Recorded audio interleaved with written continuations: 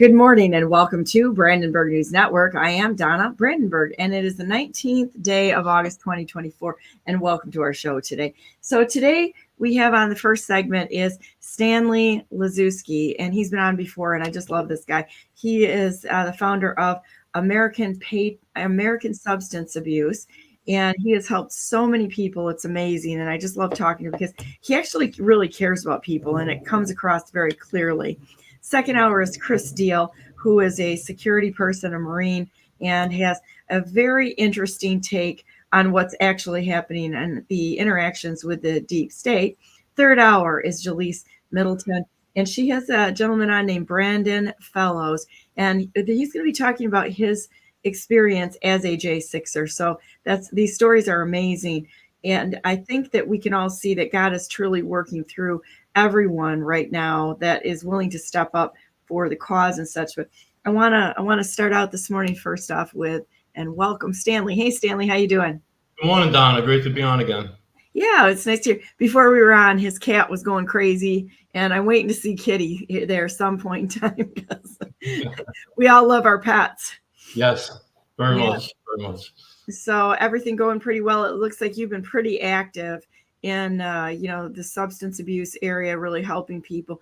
And then also is what's going on with Jeff Bongiorno, because this is such a crazy time. When I see what's going down there in Palm Beach County, it's like, you've got to be kidding me.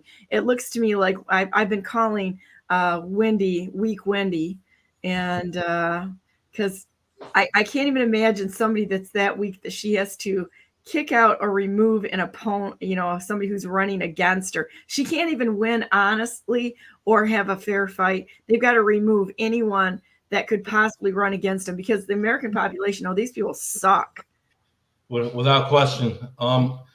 That day, Jeff and we arrived. It was my first time visiting the facility, and just the atmosphere and the whole experience, walking in, seeing how it was structured and the security procedure, the process to get in, just to be led to another room with a podium that no one's standing in front of, and to sit down and look at monitors while Wendy and the other people that work with her sit behind a wall. And, the people around me, I'm friends with, through politics down here in Palm Beach, and the woman Candace sitting to my side, I'm asking her questions, talking to her, and I'm expressing how I feel. I'm absorbing it. I'm immersing myself in the experience, and I'm saying to myself, wow, if I was someone else, from one of the constituents from the area, to walk in and to experience going in there, not knowing anything and having questions to ask, and you have to fill out a form. I felt like I was in a city council meeting, and it was all structured to limit transparency and information. So you basically get what they choose to show you, and you have to fill out a form, and it's selective, and it's supposed to be for the people, by the people, and someone working there who's who has integrity and honesty, and it seemed opposite. The whole overall experience was impacted me negatively.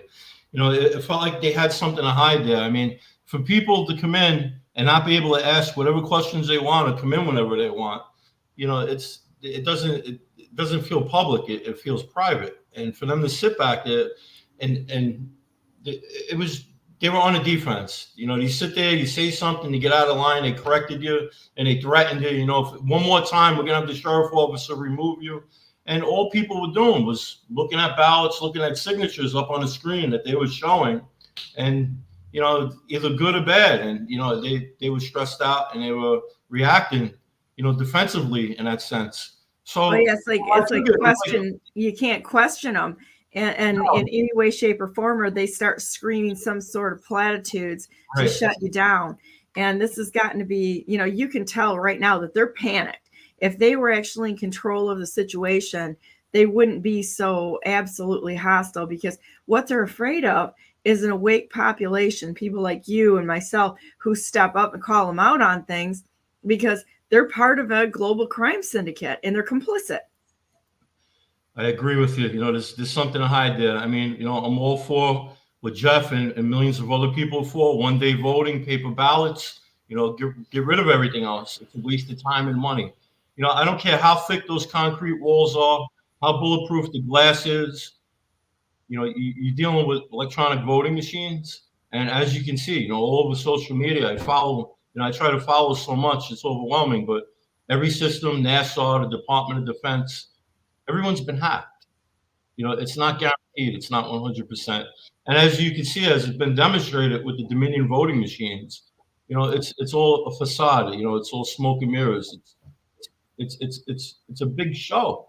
It's a fraudulent operation, and they know what they're doing. And there's crimes being committed. And to go there and to see what they're running there, I felt like I was in a Wizard of Oz movie. You hear voices from the ceiling, and I see a podium, and there's no one there except the sheriff officer standing next to it. And I know the man's doing his job, nothing against. But it's, we were sitting there, they were putting these ballots up on the screens, and it's either pass or slide it to the side. Let's look back at it again. And I remember I was speaking to Candace on the side of me, asking her questions, and Wendy Link out of nowhere, she's like, I thought I had told the sheriff officer to have that man removed, and I thought she was referring to me. But she said, no, the man in the green shirt, and that was Jeffrey Bongiorno. And Jeff is sitting there for absolutely no reason. She had him removed. He did nothing wrong. He said nothing wrong. And you know what? Even if he did say something, who cares? What's freedom of speech? We're sitting there looking at ballots. This isn't a courtroom. This isn't federal court. And they don't have the right to remove anybody.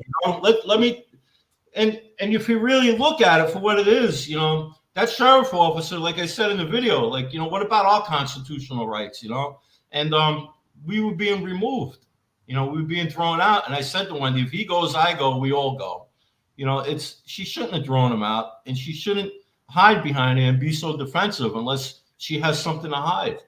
I mean, there's people who are down there, they watch, and there's truckloads of ballots coming in, and who's to say that the handful of ballots that she slid on the screen that day wasn't all there for show and tell.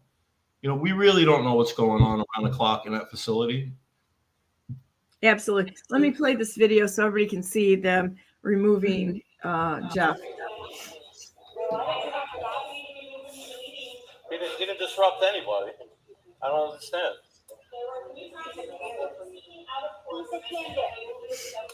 This doesn't have anything to do with him running for supervisor elections, does it? You don't know who that is. Well, if you're throwing him out, I guess I have to go too. Right? Throw us all out. We didn't do anything wrong. The sheriff is standing here. He knows our constitutional rights. I'm sure he's going to enforce our constitutional rights.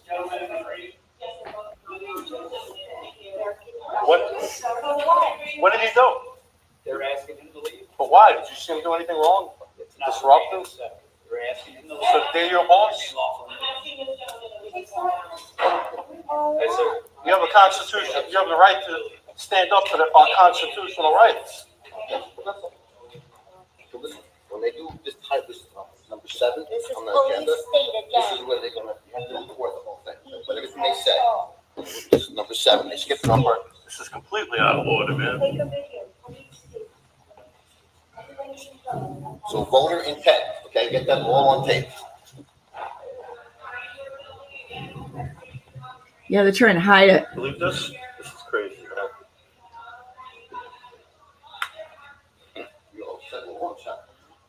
You did really, really well there speaking up for him, too. I just want to say that was pretty inspiring. I try to keep principles before personalities in situations like that, But as I said out loud, that sheriff officer was under command. So somebody told him to follow instructions that Wendy Link gives him. He's just a coward. That he was acting like a coward. He's just taking off. It's called chain of command. He's under orders, strict orders. Like what she said goes. And you know what? She's not the sheriff of Palm Beach. Right. She's the ballot wizard. Release the flying ballots. I want to play this one from a different angle here. They're kicking out votes for what? They're asking him to leave. Why? Did you see him do anything wrong? It's not for me to say. Not for you to say, coward.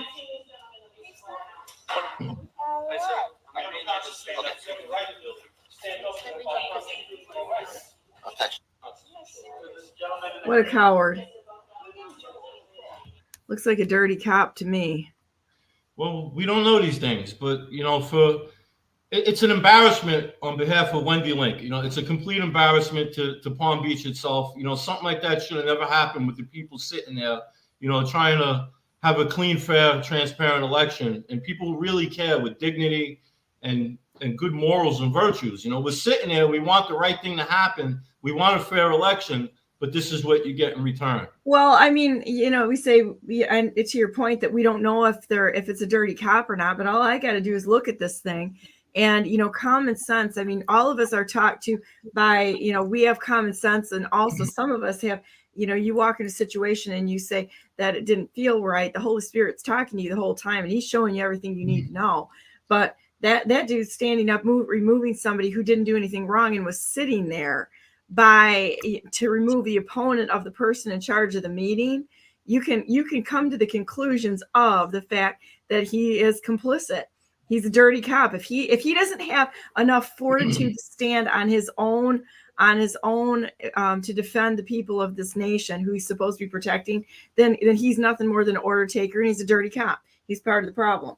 And that's what it looks like to me. That is my opinion. Right. I plan on reaching out to the two sheriffs that are running now in Palm Beach, Gorga and Diaz. I'd like their input. I'd like to have them on your show and see where they stand in supporting the constitutional rights of the people in Palm Beach and what their take would be on the situation. Yeah. Where are they? How come they're not down there, when this is going on and not being involved in it or have anything to say? We hear crickets right now. And I have a lot of people that reach out to me like, Stan, get Diaz. I kind of like Diaz because he wears that sheriff hat all the time. And the other guy wears a suit. So for me, on a psychological profiling point, one represents bureaucracy and money because he wears the suit. And the other one, I wonder if he leaves his hat every day and he can't leave his house every day without putting his hat on. You understand? It's like a little kid wanting to grow up to be a cowboy, but he's a grown man. And Diaz, I like what he has to say, but like they say, you really don't know someone until you get to know them for a period of time. Well, but, you got I'd like to hear their input, and I'd really love them to come down there and speak up. They talk about representing the people, and we're constitutional sheriffs, and that's what we're going to do. But I only really hear one out of the two of them really voicing that, and we've yet to see them show up and be part of this problem. Because what happened down there with Jeff, it really bothered me, and I know it hurt Jeff a lot. It bothered him. But you know what? Jeff is a strong man, and Jeff is the man for supervisor elections in Palm Beach. And I don't know anyone else who's dedicated all his time around the clock. Jeff could be on the beach, in the pool, hanging out, enjoying society. But you know what? He locks away in his office, and he focuses on saving his country. All his time and resources are focusing on fighting fraud in this country. And I don't know anyone else who is more suitable to have that job. So I got a message for Wendy Link. Wendy, your time has come, and it is tick, tick, tick, just a matter of time. Jeff Bongiorno is going to be the supervisor of elections in Palm Beach. He's the man for the job. And the country could benefit by having a whole lot more Jeffs out there. I think so, too. So let's watch this chick. She looks like a cop with training wheels still on. And hate to say it, but she does. And I mean, I couldn't help but watch her. And then I'm going to make a comment here because I'm a little bit tougher on stupid women than I am stupid men, quite honestly. But Correct. That's correct. Can I speak to your supervisor? Okay, so you're violating my First Amendment right. I have a right to be here. All right, so you gotta leave. I gotta leave. Well, if I don't leave, what's gonna happen? You'll be trespassed. I'll be what? Trespassed. Allison, what's your last name? I'm not required to give that to You're you. not required to give it. Is that with a hyphen? Is it like a married name? I'm not required to give it. They do that in Colombia, Yeah. Okay. So if you continue to harass us, I'm then harassing. I'm just asking questions. okay. Well, it's not the time for asking questions right now. We've asked you to leave. So unless you have business here, like you're voting, Yeah. I don't believe that. isn't that business? But if you are, you're welcome to vote. Can I do a public records request while I'm here? Sure. Do you have a pen and paper so you can write? Correct. That's correct. Little Miss Tough Pants there. She's trying to be real tough. Hide behind a badge. I mean, the video speaks for itself. It goes back to what I said. They're on a defense, and it's a defensive strategy, and what they're doing is executing, law enforcement as their henchmen, the guardsmen. Mm-hmm. And what they're doing is wrong. Anybody should be able to walk in there anytime and ask her any question they feel. How's your day today, Wendy? Can you tell me more about how the process works down here and what you do? And it's not like that. You see what happens when someone walks in and they have questions to ask? You're face to face, with sheriff officers, and what kind of rights do you have? She works with people paid by taxpayer money, and that's a little extreme. What do you think? This is what a brown shirt looks like right there. And, somebody that takes orders that doesn't even understand that she's supposed to be there defending the rights of say somebody who's had their rights violated. She's just an order taker. And, I don't know. I've got a lack of respect for somebody who hides behind a badge and does not uphold the law because they're taking orders from someone else who is not upholding the law. Right. This isn't just in Florida. It's nationwide, and it comes down to local politics.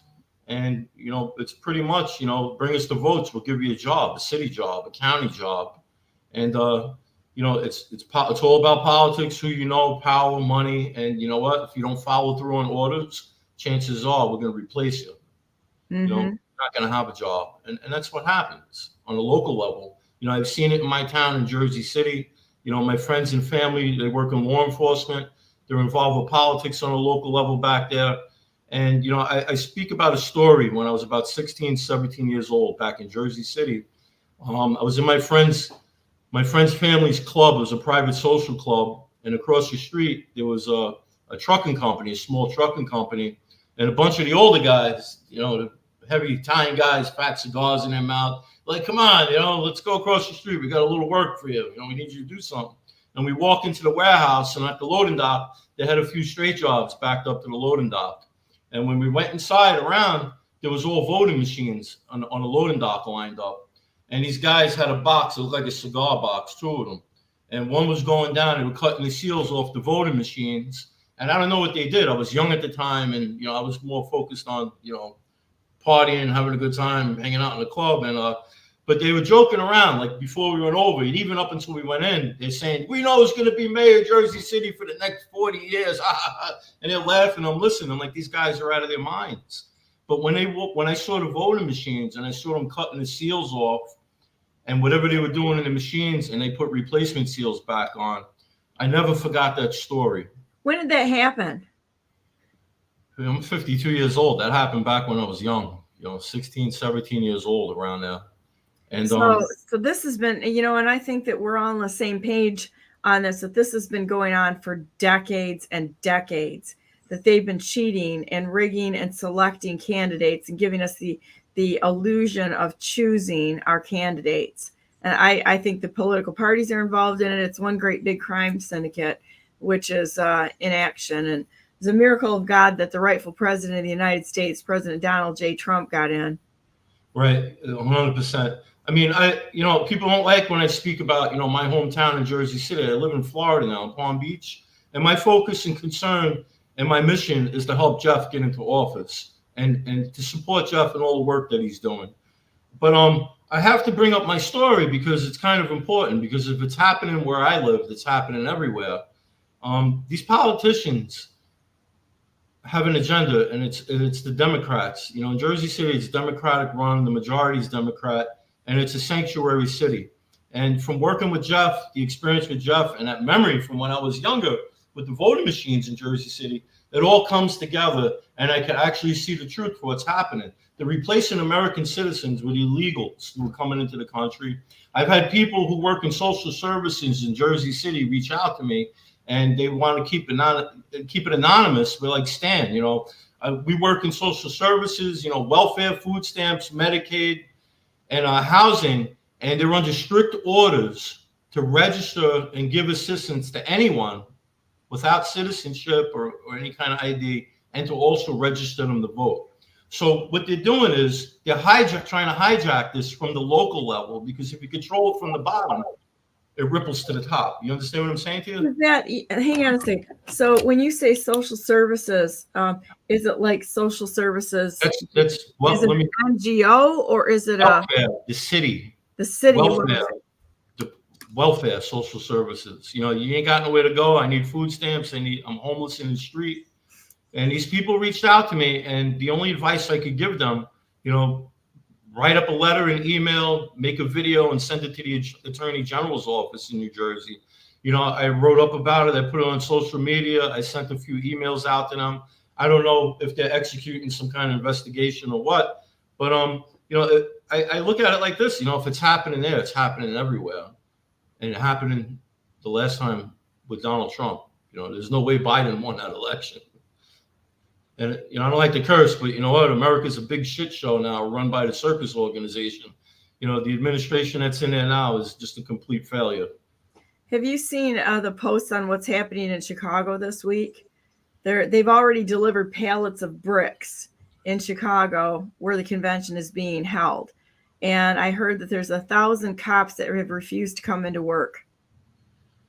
Well, all I can say is if Chicago doesn't end up having a serious amount of harm done to it by these communist infiltrators, it's going to be a miracle. Well, you know, there's something I say in life, you know, when I work with people in recovery and even out in the real world outside of recovery, you're going to meet two kinds of people in life. You're going to meet the kind of people that are going to help you and become a good person, experience positive growth. And the rest of them are going to teach you how not to be and what not to do. And what's happening in politics right now, you see one side and you see the other side. And you know what? I want to be on the right side. And from the administration and what's happening in all these other cities, like Chicago, for instance, they're teaching you how not to be and what not to do. And Florida has a lot to lose right now, because if that ever happens to Florida, I have nowhere else to run and see palm trees. It's going to be gone. Our country's, the future of our country is at risk right now. And I honestly feel if this next election, you know, doesn't turn out right and Trump doesn't come in, there's going to be civil unrest, and the worst is yet to come. You think it's bad now? This country wouldn't survive another 4 years. Well, and I think that there's the bad guys have a plan, but the good guys have a plan too. But the bad guys' plan is to create chaos and false flags. So I have I'm going to see if I can pull this up. I have a hard time because I have a hard time pulling up like my Twitter posts, or I still call it Twitter, you know. But let me see if I can pull this up here a minute, because Tony Saruga puts out some really amazing. Let me see if I can do it, because I'm not tied into Twitter on this computer. He is an intelligence analyst who claims there will be a terrorist attack on U.S. soil in 14 months. And some of the things that he's posted is they have, let me see if I can get it up here. I bet I can't. Oh, you know what? If I post that, you know, I know where I can pull it up. I'll pull it up from my Twitter page. Here we go. Or my Telegram page. I do try to post this on everything on Telegram. It's the easiest thing for me to show when I'm online, actually. So if you go to my Telegram at Brandenburg number 4MI, you will in fact be able to see what I post. So this is Tony Saruga. We are at 61,001 foreign Antifa and over 27,012 domestic Antifa in Chicago, the Chicago area. Overlay. The device was present at 3 or more Antifa protests and riots. The average Antifa soldier comes from white, wealthy, globalist elite families based in Europe and the United States. The top 1% of the 1%ers, most are from straight up globalist families. So they have 154 of these devices were linked to 10 or more Antifa protest riots, and also visited keycard required FBI DOJ parking garages in DC in the past 6 months. Additionally, 9 were also present at 2 or more Patriot Front marches, which should be really concerning. It sounds to me like straight up we've got the FBI involved in this and probably infiltrating both sides. So anyhow, my partners and I have been lifetime data scientists. We own the digital ID of every mobile device computer in the United States and have indexed and archived every IP address in the world.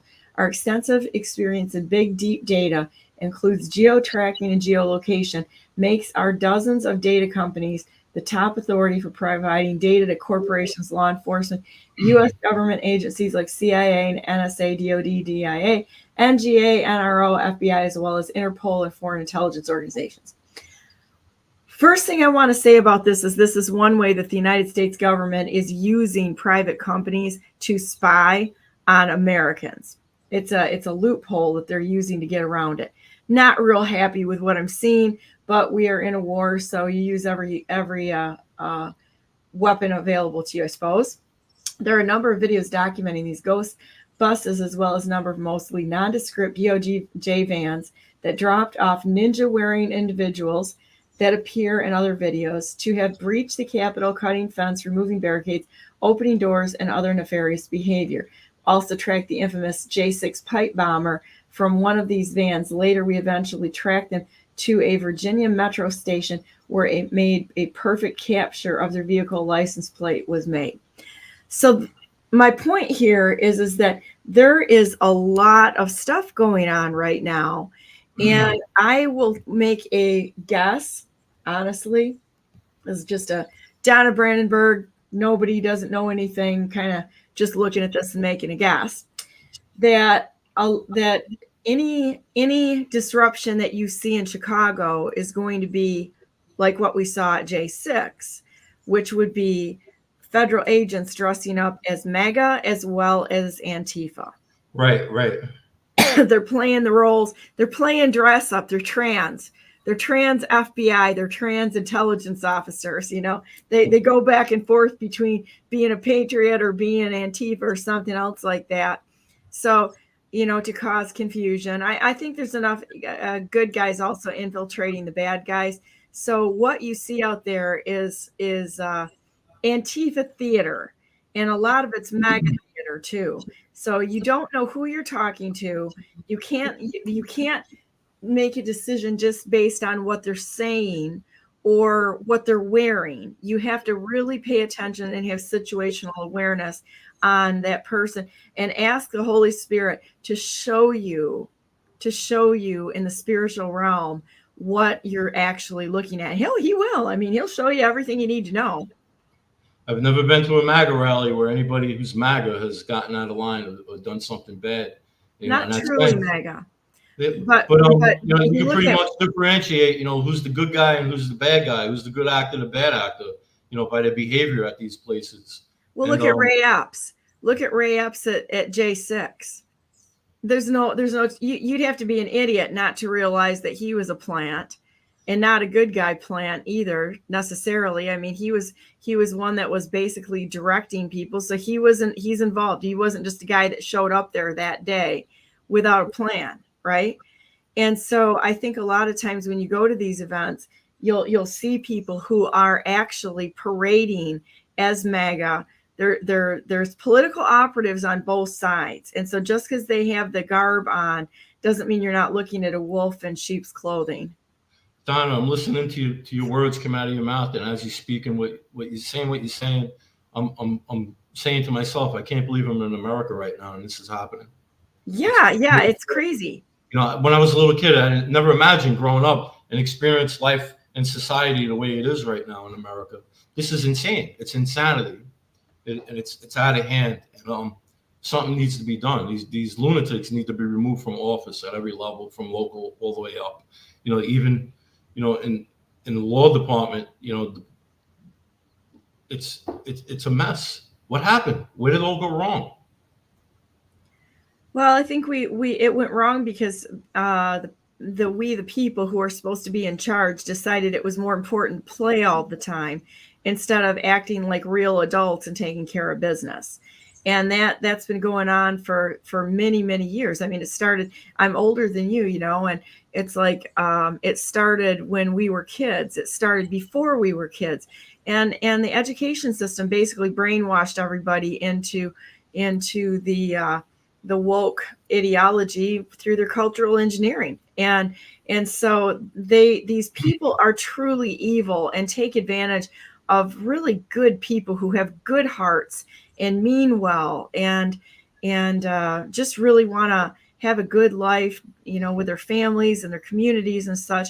But unfortunately, they've hijacked them through emotions and through the goodness of their heart, thinking that they're like us, and they're not. They look like us, but they're not like us. They don't think like us. We're dealing with high functioning psychopaths who will absolutely take advantage of people who are innocent and try to recruit them into doing stupid things as their minions. You know, that they want to, they're like, you ever see that show Despicable Me? Right. They got all the little yellow minions running around and they're just following orders. That's like that cop that was on the video. That cop's nothing more than a minion. He just should put on a yellow suit to show his cowardice and the fact that he's a minion. I think that's what we should do. Dress them up in yellow suits so that we can see who the cowards are and show their cowardice. They're forget the brown shirts. Let's dress them in yellow. Easier to spot. I had a friend. I was on the phone last night, and he was telling me a story about his brother. His brother's daughter was all Trump supporter, MAGA, and something happened where she got some kind of scholarship to go to college out of state. I don't remember exactly where, but after 4 years and coming back, she was far left. And he goes, I can't understand what happened, Stan. You know, she was all for Trump and everything, and here it is going to the 4th year. She comes back to visit, and she's a Democrat. She's far left views, and you know, it's like a completely different person. She's my daughter, and I had to tell her, get out of my house, the way she was talking. And I said to her, I said, doesn't it make sense? Like, you know, my life is dedicated to helping people in substance abuse, and some of these radical ideologies out there impact the mind, and it hijacks the mind, just like an addictive substance, like a drink or a drug.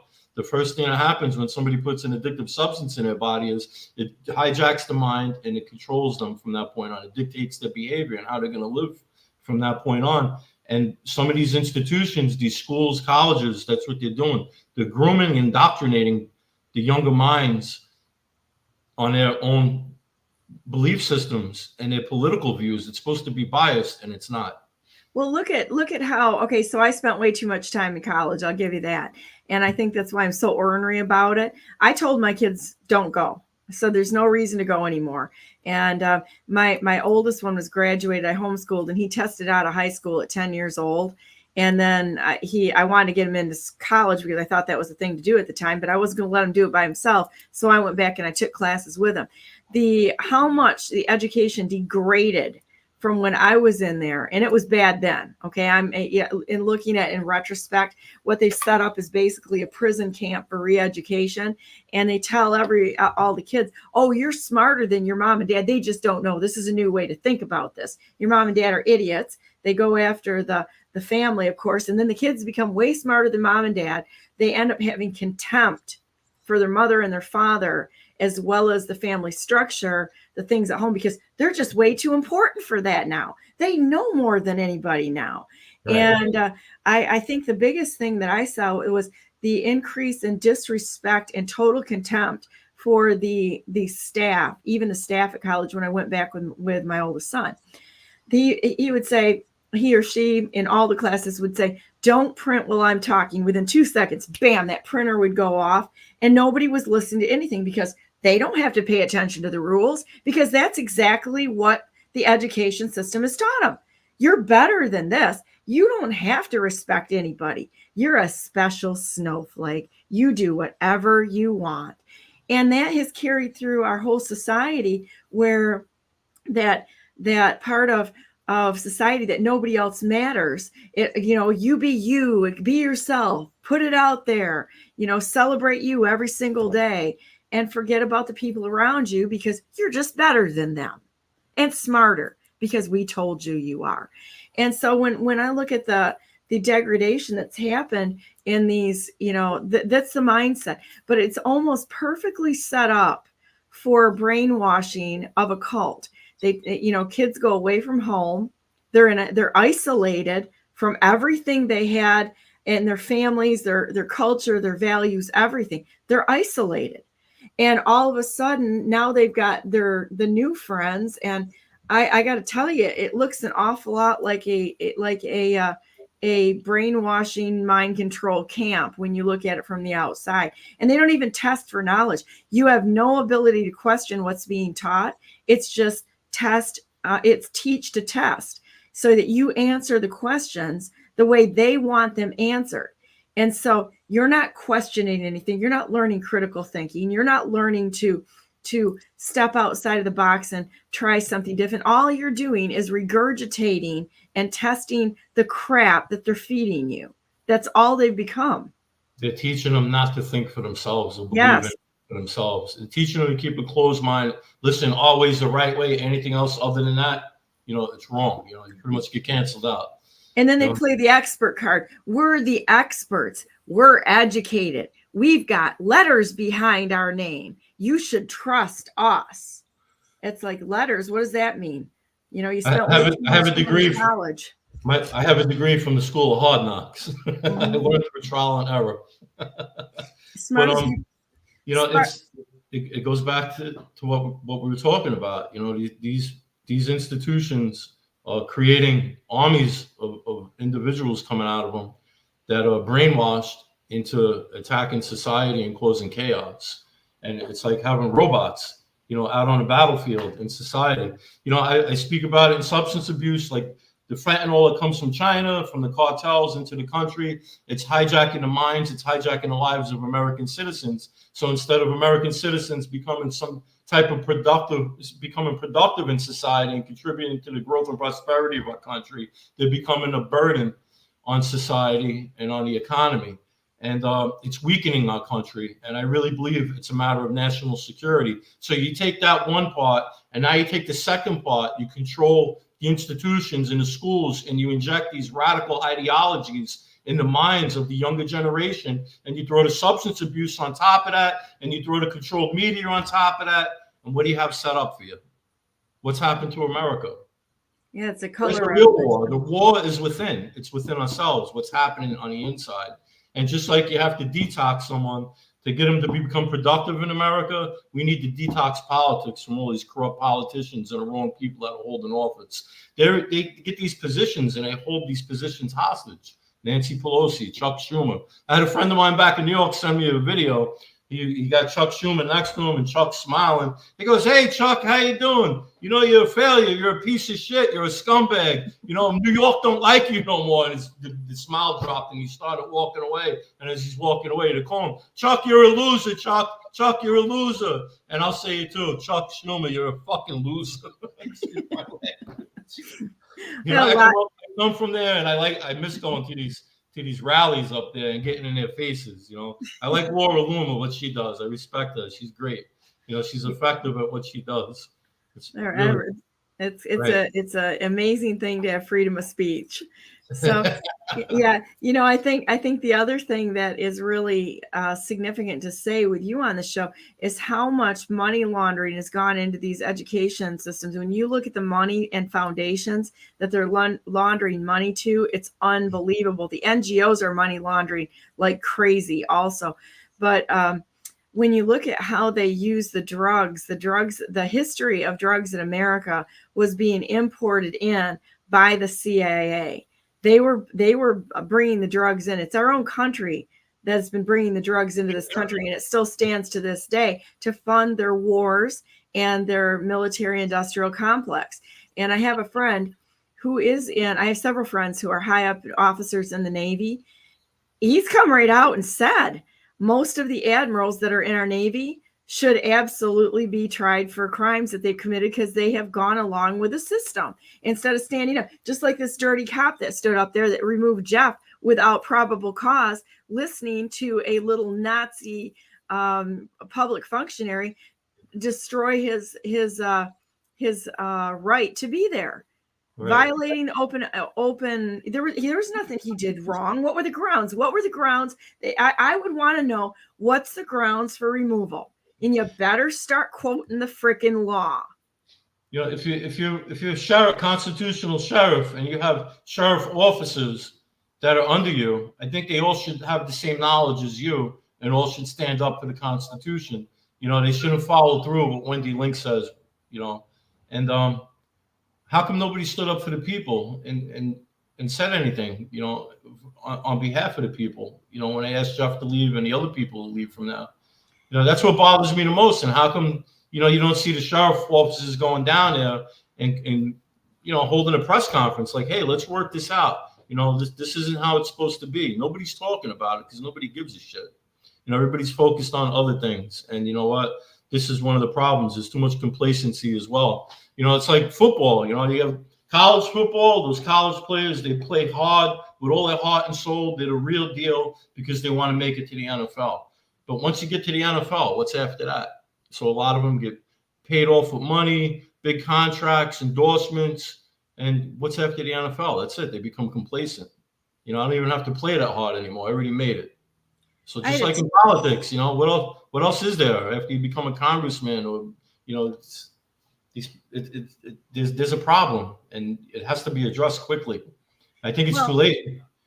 Well, the thing of it is people are looking for money and fame and glory and that sort of thing. And what we should be looking at truly from a point of integrity and honesty is to more or less live a life of anonymity and just fix things.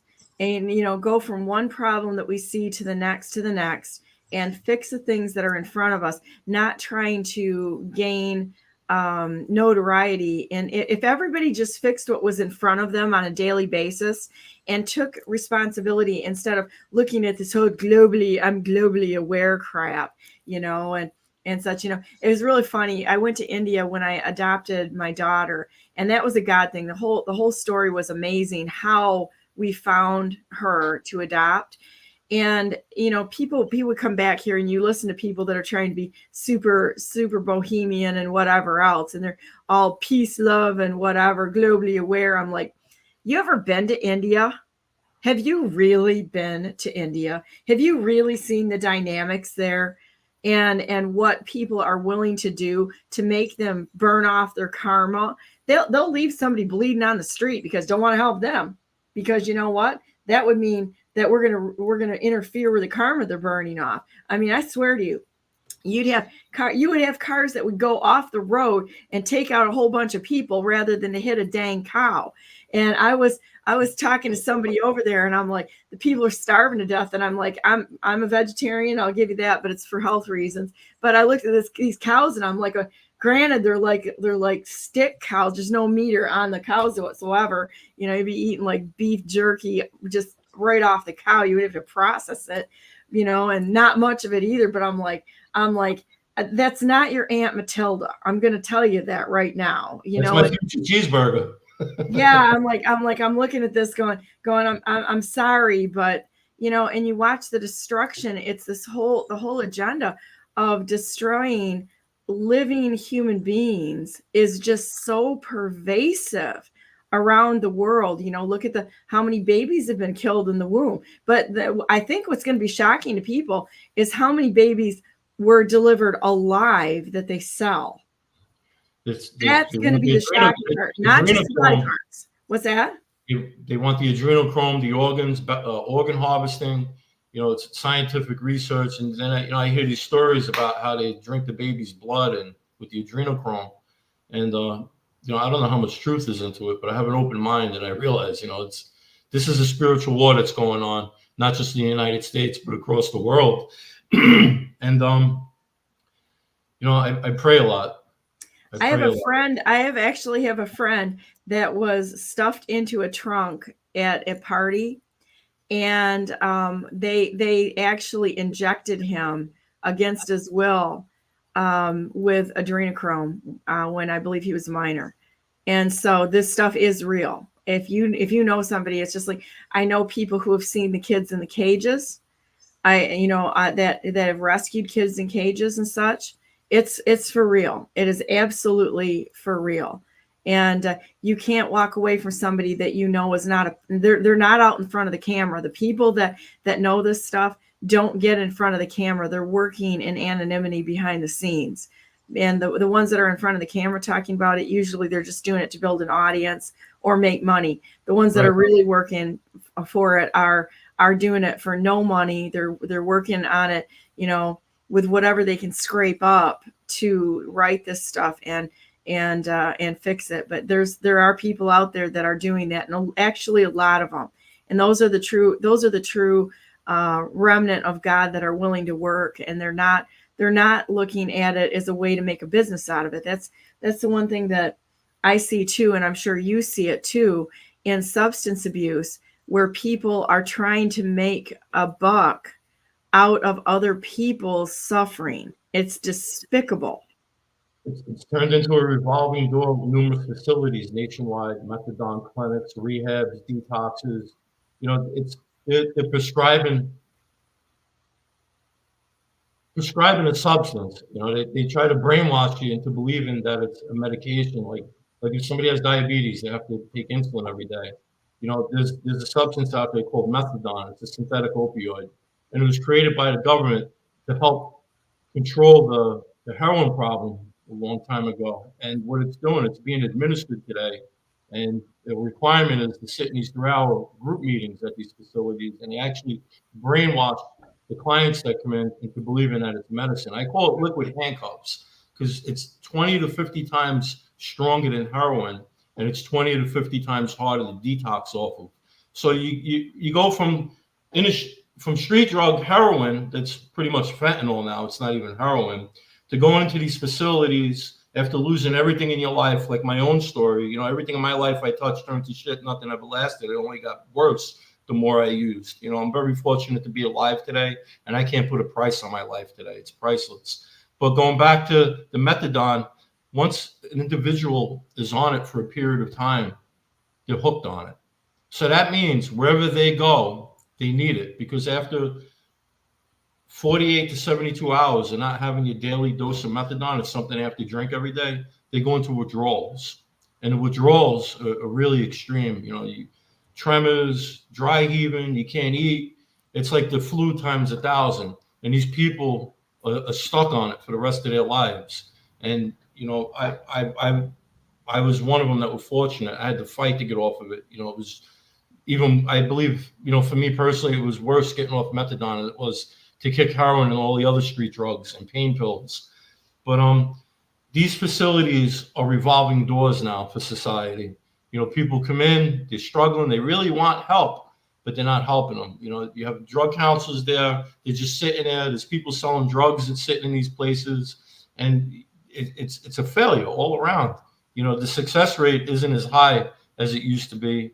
And a lot of the people, I hate to say it, that are in these facilities have a political agenda themselves. You know, there are a lot of organizations that are NGOs for substance abuse, and they front as other things in politics, because, you know what, if they don't comply with the local politicians, they're not going to qualify for grant money from the federal government. Exactly.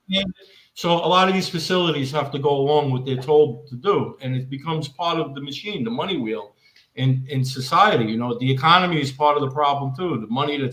The revenues and profits that are generated are from the problem too. Law enforcement, crime, substance abuse, it's fueling the economy.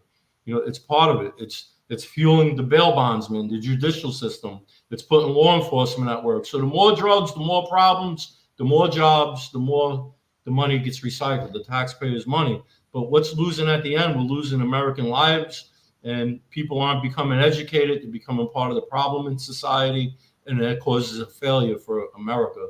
You know, you fail gym class. It's no different. You know, it's a failure.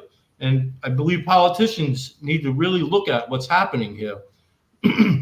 I honestly feel it's a threat to national security with the substance abuse and what's going on with the educational system, with these radical ideologies that are being injected in these institutions that's supposed to be educating people to teach them how to speak for themselves and believe what they want to believe, and teach them about the constitutional rights in America, but they're doing opposite. When I was a kid and I was in school, I put my hand over my heart and said the national anthem. You know, our flag was in the classroom.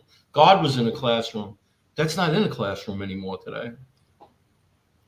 Yeah, there's a school up in Coeur d'Alene that they're flying an American flag, but there's a radical trans agenda going on up there. And I've got a gal that's supposed to be on Thursday, but I think we're gonna have to reschedule her. But she has been watching the destruction of her daughter as she almost died a couple weeks ago through self-abuse, and the daughter did. She's 14 years old. These schools that are pushing these agendas need to be no more, because, you know, and look at how they're using. We'll go back to what you said about the NGOs. Look at how they've weaponized all the departments, all of these lettered departments, the NEA, the MEA, all of it needs to be abolished and go back to local control. And instead of isolating people or pushing them into these indoctrination camps, we have to have strong families.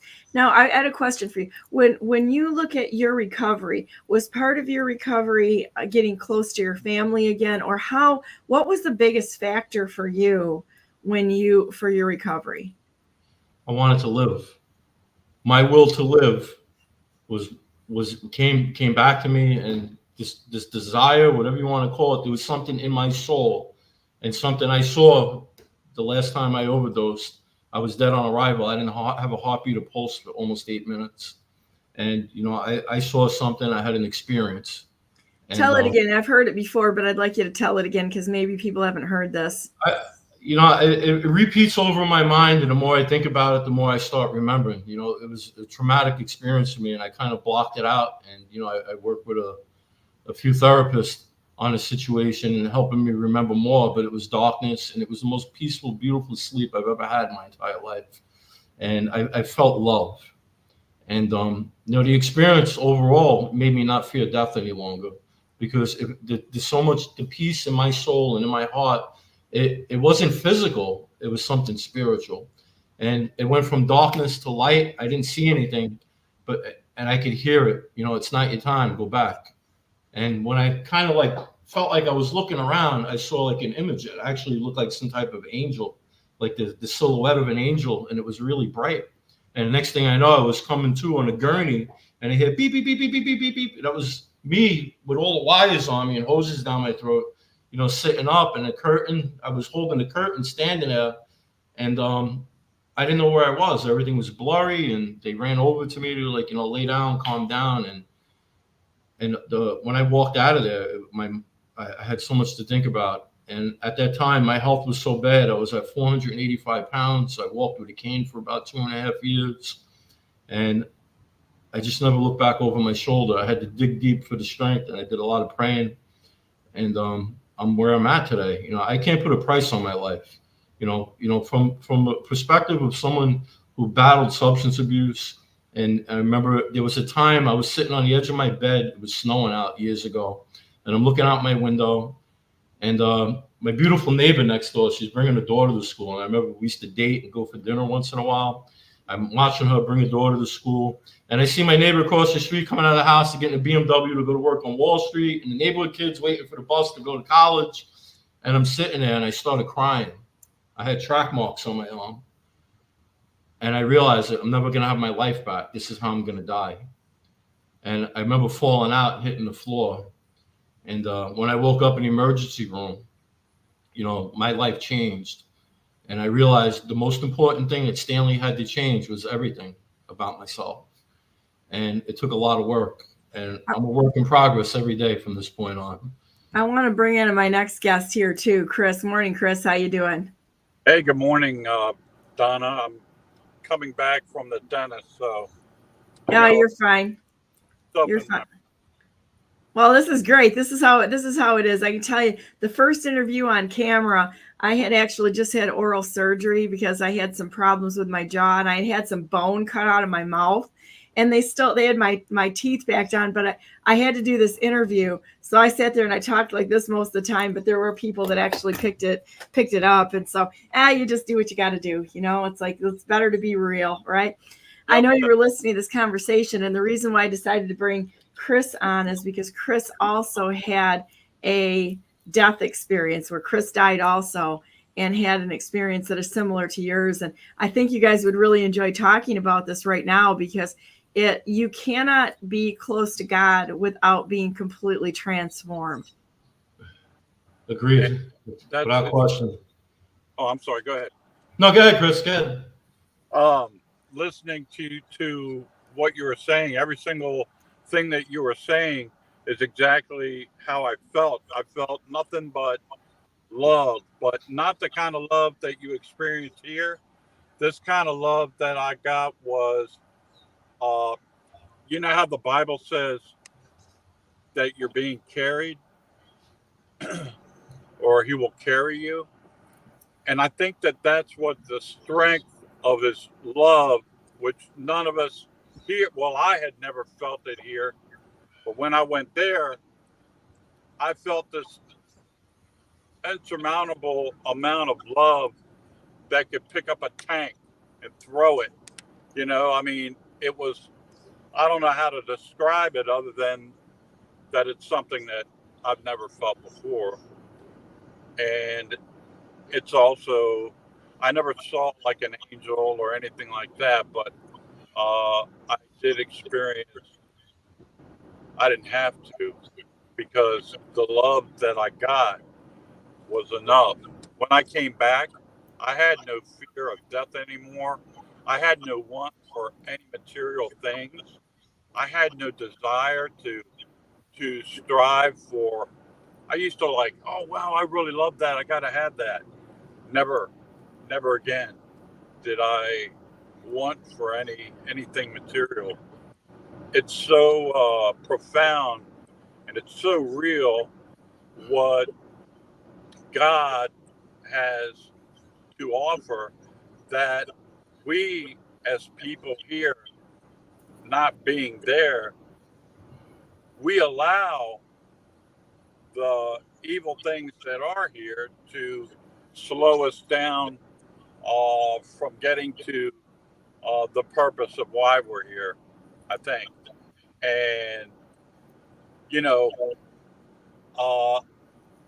and I think Jesus definitely died for that, because he knows that, you know, the temptation of evil, the demons, our not understanding the other dimension, the war they're having, the evil and stuff like that. All I can say is God's a very forgiving God. And I just pray that a lot of us get in touch with him, think more about him than allowing the space and free time for a demon to come inside of you yourself. But what you had to say, I'm sorry about all that. But what you said was pretty right on. You know, I mean, I experienced like I mean, I was like flying a million miles an hour, like, but there was no body attached to me. It was like I was out of the eyes. I felt like I was part of everything, the universe, all of it, immersed in it completely. Yeah. But even years later, like after that last experience with my battle with my demons, you know, I come down here to start working with Jeff, and I didn't know what I was getting involved with when I came down here with Jeff.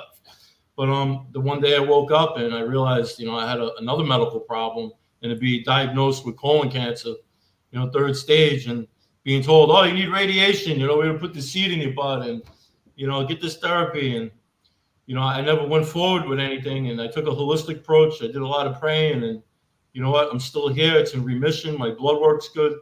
You know, I kind of started looking up in the sky, and I'm like, after everything I've been through, now this, you know, I couldn't understand, you know, why me? And, you know, my mission today is, you know, I put my hand out and I try to help someone. You know, I'm on a spiritual path, and, you know, I came from darkness. I survived. And, you know, I speak about this in substance abuse. You know, I've met some of the smartest people with degrees. Addiction doesn't discriminate. It doesn't matter how big your house is, how much money you got, what kind of education you got, what color your skin is, what your political views are. You know, I could predict anybody's future if they got a drug and alcohol problem. The longer they use, the worse it gets. It doesn't get any better, you know? And, you know, I'm the light at the end of the tunnel. You know, I'm living proof that, you know, there's a chance. You know, I carry my history and my story like a badge of honor to help someone else, you know, to bring faith and hope to the next person who's living in the darkness, who's hijacked by demons. You know, if I could do it, anybody could do it. You know, my hand's out to help people. And that's what I do. I know what it's like when people turn their back on me. And you know what? I speak my truth, and I love when people judge me because they help me not be like them. You know, people say, how do you get up there and talk about, you know, I used to do heroin and do this? I said, I speak my truth. You know, people don't like me, don't like me. I'm not here to run for personality contests to make friends. I'm here to share my truth and my story. And if I can help someone, so be it. Other than that, who likes me and who doesn't, I don't really give a shit, you know? You know, you're either a good person or you suck. You know, I really can't differentiate it any other way. Hey, the multitudes will hate you because they hated me first. So, hey, keep on keeping on. And, you know, you'll get more. I noticed I get more rejection than I do people that go, oh, yeah, that's you know, right on. But the point is, people get it when they get it. It's not up to us to make them get it. Not up to us to go. It's just us to, you know, say, give them some words of hope that come from the word of God Himself, Jesus. Give them that. Make it short and sweet, and let them. They'll get it. It'll come back to them. I had someone come back to me and they go, wow, you know what? You said this 3 months ago, and you know something? It just dawned on me. You're right. And I'm like, well, you know, that it was like God confirming to me, keep up, you know, keep repeating the word. You know, people will get it, but it's not up to us for them to get it, because God is so powerful and He's got a plan. It's not for us to interfere with the plan, but He's just using us as part of His plan. So when they get it, they get it. It's not for us to worry about, because that was a big worry for me. But, you know, it's just a revelation I sort of came to myself. But when you were talking about addiction, it leads right back to where you left off before you started speaking about addiction. I'm going to let you guys talk for a second and I'll be right back, but just keep going, okay? Okay. The government, because I work as a contractor for the government in different areas, and I can tell you that the reason that we have that issue is because of the government. And when I say government, I don't mean politicians, because the politicians are they're nothing more than carriers of messages that they either leak to the media or report what the leak is. And those people that are politicians, most of them couldn't run a lemonade stand. You take Jamie Raskin, for example, saying, you know, they're pushing these agendas like climate change. Okay, so Donald Trump gets hit with a bullet, stands there and raises his fist, fight, fight, fight, right? Jamie Raskin at the committee hearing to try to find out and find accountability for that brings out an agenda about taking away AR-15. This is a good reason why we should take away AR-15.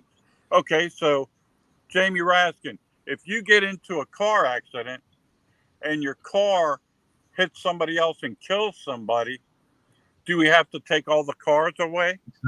Exactly. Nope, It's not nope. the gun that kills people. It's people that kill people. It's the behaviors of the people. And what affects the behaviors of society? Everything we're talking about. Exactly. Spirit within, buddy. And That's also, if they actually follow the law and upheld the law, instead of trying to blame objects, actually holding people to correct behavior under the law, who would have thought maybe that would actually fix things, you know?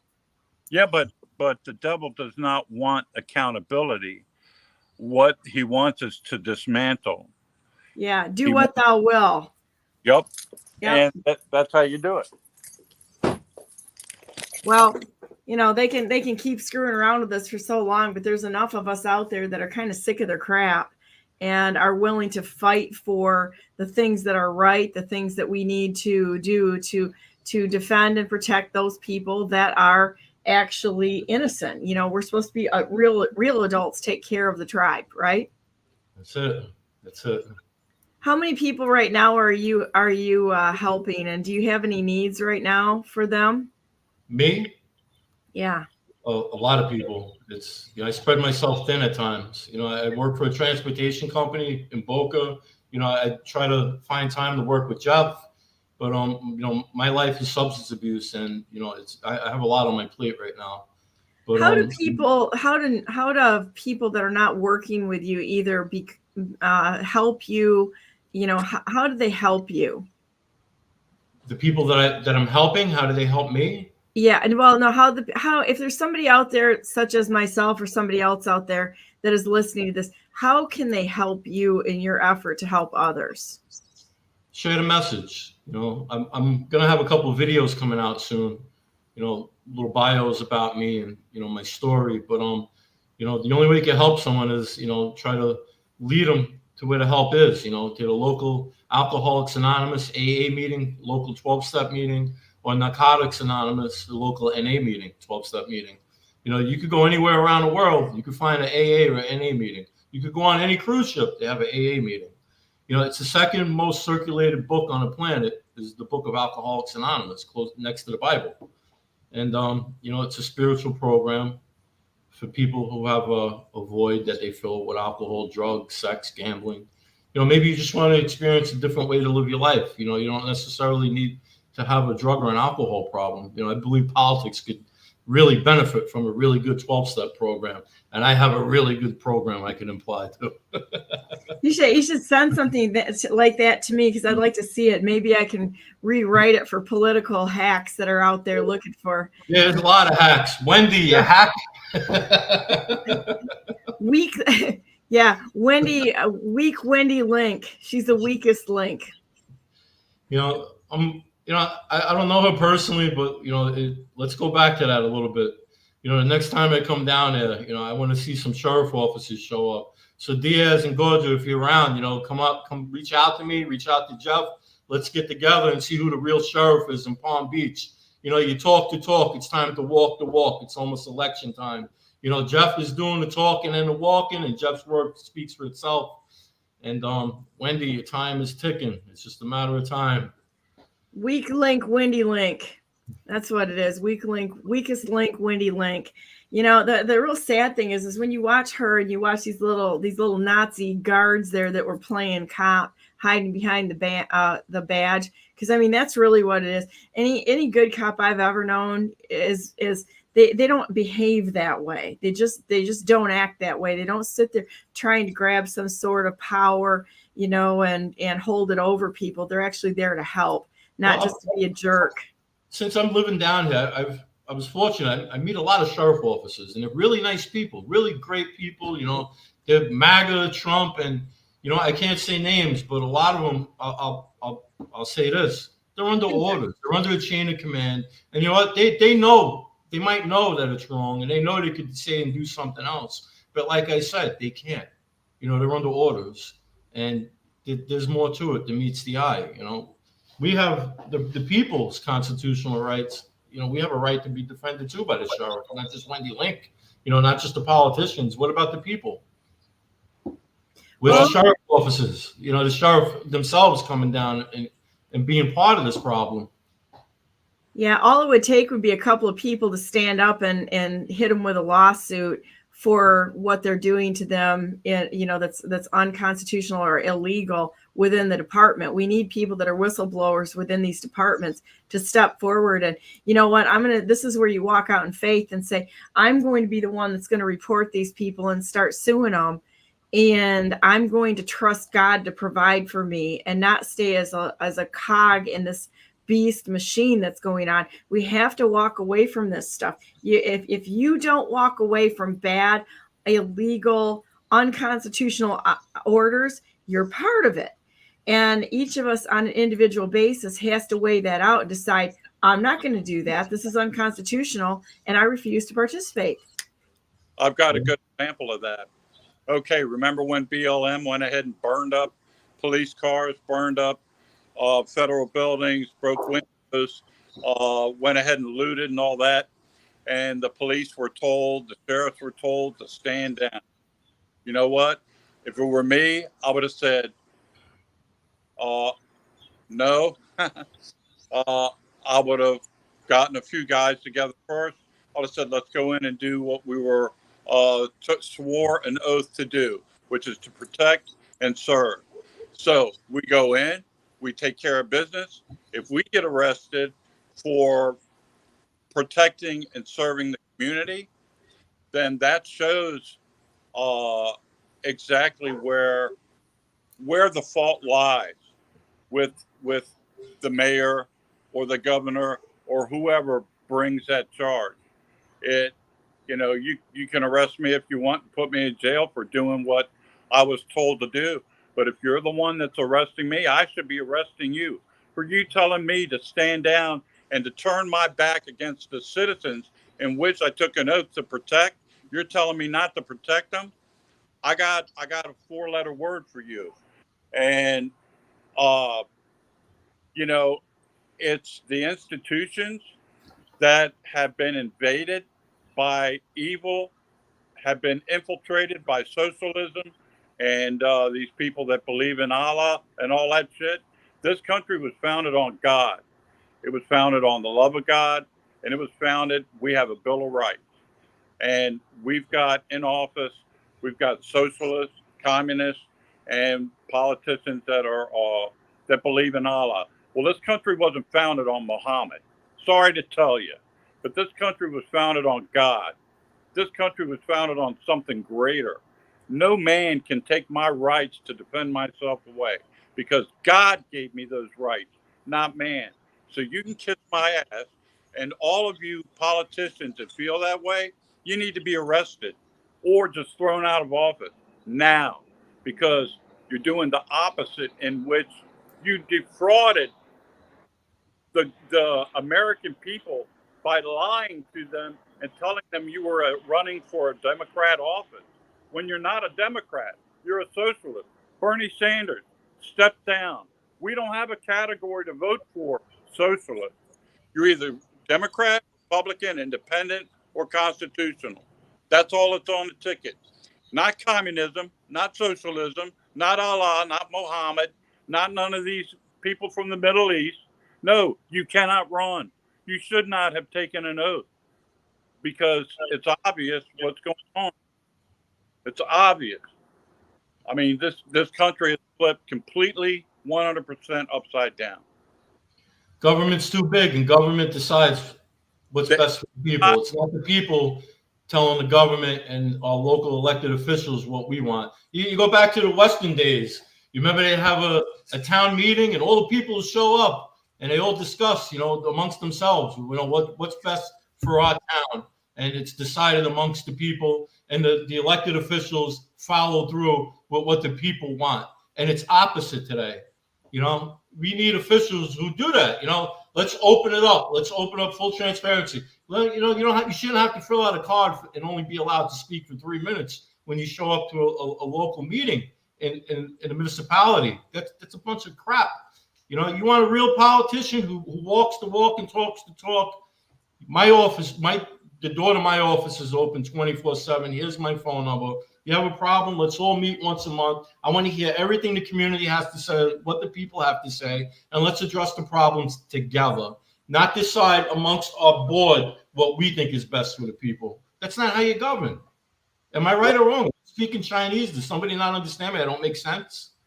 Right. It's really simple. I'm not, I didn't spend 4 years in college. I wasn't that fortunate enough. But anybody with a little common sense and, a little bit of knowledge can make sense of all of this. There's a problem in politics today, and there's a simple solution. Get rid of the problem and focus more on change. And we need change. We need the right people in. The wrong people are in there. They're sellouts. No, they're trying to centralize the both power and money. It's a collectivism type mentality. And what we really need is to decentralize everything so that there's local control and hold people accountable for serving within a job description, not just do whatever the heck you want. But they don't even know what the job description is anymore, because once they get in, it's like all bets are off. They can do anything. We actually found something. So I'm in a little group of people, and I'm actually in several groups of people, but this little one that I'm in that formed recently, we're combing through the laws, and we actually found some stuff that is criminal conspiracy happening in Michigan to subvert the law. And these people are dumb enough that they left a trail that you can actually find, and it's all public information. These people are so dumb that because, and arrogant, it's their arrogance in just being able to say, I'm just going to do whatever I want. Instead of, you were hired to do a job. And the board of directors is the citizenry. It's not the political parties. It's not the dollars that you're getting in to fund your next campaign so that you can entrench yourself like a no good for nothing Biden or Harris. All they are, anybody that's been in for more than 1 or 2 terms, out they go, guys. They need to be gone because they're entrenched, and they're paid to be entrenched. Big money. And so who's telling them what to say? We don't have to throw them out. We could stick them in recycling and sanitation problems in the world. We could recycle their positions. Rotate stock. Yeah, I like that. Maybe we should promote them when they're retired to actually serving the community by running a garbage truck and actually knowing what it's like to having to work. And I think that the whole garbage guy things, the guys that do sanitation, they're amazing, They are. They're going around cleaning up other people's shit, Yeah, that's right. Right. Talking about putting up with people's shit. That's the. I do it every day. My arms, I open with hugs, the worst of the worst. Bring them to me. I'll help them. Yeah. I don't turn my back. But, the world could benefit by having some really good, genuine people out there who have a good heart and a good mind and are willing to be resilient enough and stand their ground and start helping make a change. I saw Jeff post up, Wendy Link blocked him on social media, on Twitter. I started laughing, cracking up. And then I was like, wait a minute, let me check. And I was blocked too. So this is where it goes to say, stop sitting home, watching TV on the couch with the remote control in your hand, and sitting behind the keyboard as a keyboard warrior. And you know what? Get up, get dressed, and show up in your local community. Because when Jeff and I and Candace and everybody else showed up, we made an impact. And sometimes you don't even have to say a word. You just got to be there. Just show up. It's so important to show up, that face-to-face. It makes a difference. It really matters. Social media is good for passing a message, logically.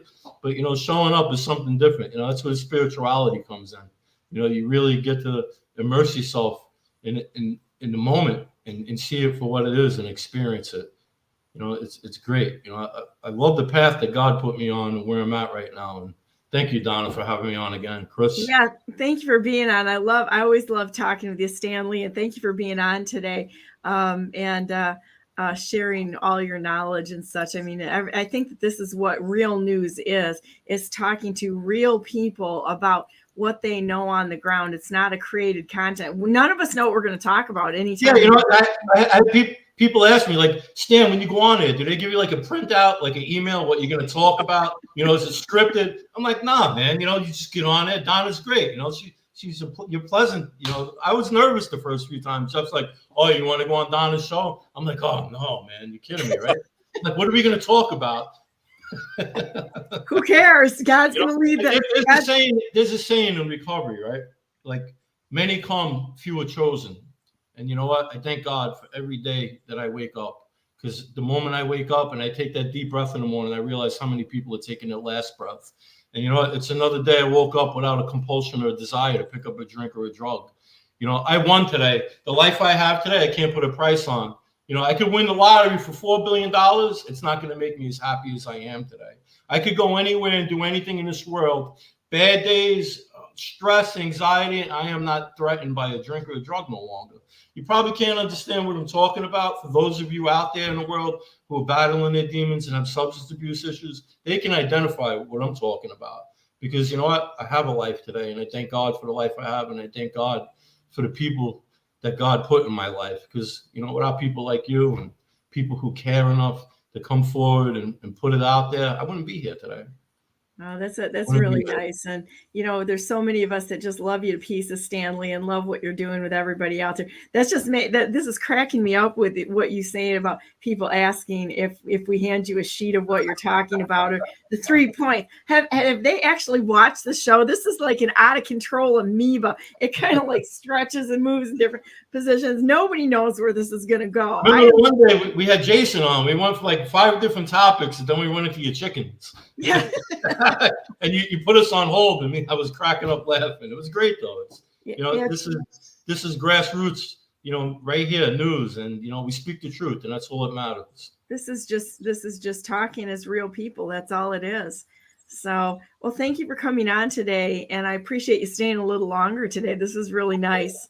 I wish you lived closer. You come over here and we'd feed you breakfast. Chris was up here for quite a while, and we had. You know, we welcome everybody into the family. Everybody gets adopted, and I'll definitely come up and visit you guys soon. I promise. You have to do that because everybody gets adopted. You know, we're all family, and it's just such a nice time, and we need to change that. You know, it's so funny. I got to tell you this crazy story. I don't mean to cut into your time here, Chris, but because I'm sure you had things to talk about. But we went. So my husband and I, we went, and we like to get a cup of coffee in the morning to ride around sometimes, right?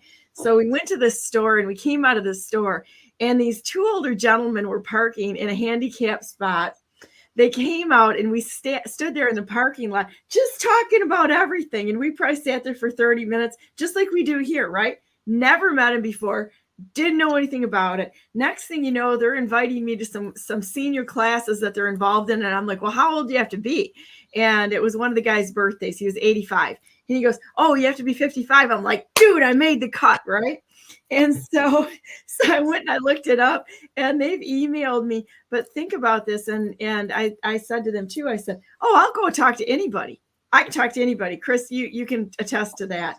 And, you know, I can talk to anybody, and I never know what I'm going to talk about. I mean, that's what having a conversational skills is all about. You just sit down and talk to people and find out what's going on in their lives. And you might find out where you can really help them just by not guarding ourselves, not worrying about what people will think about us, not worrying. Why do we have the fear of man? It's a fear of man or the fear of God. What do you got to be afraid of with other people? That they're going to disapprove of you? They're going to disapprove of you because we're all fallen, and all of us deserve to have our sorry butts thrown into hell. It's only by the grace of God and the righteousness of Jesus Christ that we get to go, because we're all fallen. We're all imperfect. We're all kind of like a bunch of little kids fighting over marbles in a playground. It's stupid. It's ridiculous. So anyhow, we ended up talking to these guys, and it turns out that one of them in his previous, you know, when he was younger, came from the same area that my husband came from. And all of a sudden they had all kinds of things to talk about. And it was really cute and fun. And like I always say, it's like you talk to somebody you don't know, you're just meeting a new friend you didn't know you had. But the only way you do that is by opening your arms up. And if they get out of control a little bit, you can address the bad behavior. But otherwise, you know, most people are just good people. There's a very small percentage of people that are truly evil. And then there's a lot of people that choose to do stupid stuff because they're just in survival mode. It's like horses, horse training. Horses do stupid stuff when they are threatened So it's a security thing. When they're threatened and they're in survival mode, they're afraid. That's the only reason why somebody makes a bad, if they're not truly evil. They're either afraid or they're threatened. They're looking for security. That's it. And, to keep those in mind, dealing with human beings is like horse training. So you assume that they're okay. And if they're not okay, broom them, if they're, what I mean? If they're truly involved in evil, you can try to speak to them and help them out for being stupid and evil. But there comes a point sometimes where you've got to move them away from where they're going to do damage to you and the people you love. I mean, but most people aren't in that category. Small percentage of people are in that category. And those are the ones who bring the hammer down on. Healthy boundaries. All right, guys, I have to go. Thank you, Donna, for having me. Chris, pleasure meeting you. Nice meeting you. God bless America. God bless you guys. Go out and fix help a whole bunch of people, Stanley. You're amazing. Thank you. I'm not Superman. I don't walk on water, I don't know. I kind of think you are. You need a cape, dude. You're amazing. Thank you. Bye for now. Bye-bye. Take care. You too. So, hey, Chris, it's back to you and I again. All right. Yeah. I like that guy. Yeah, I like Stanley a lot. I mean, talk about just, I don't even know the word to say in it. A true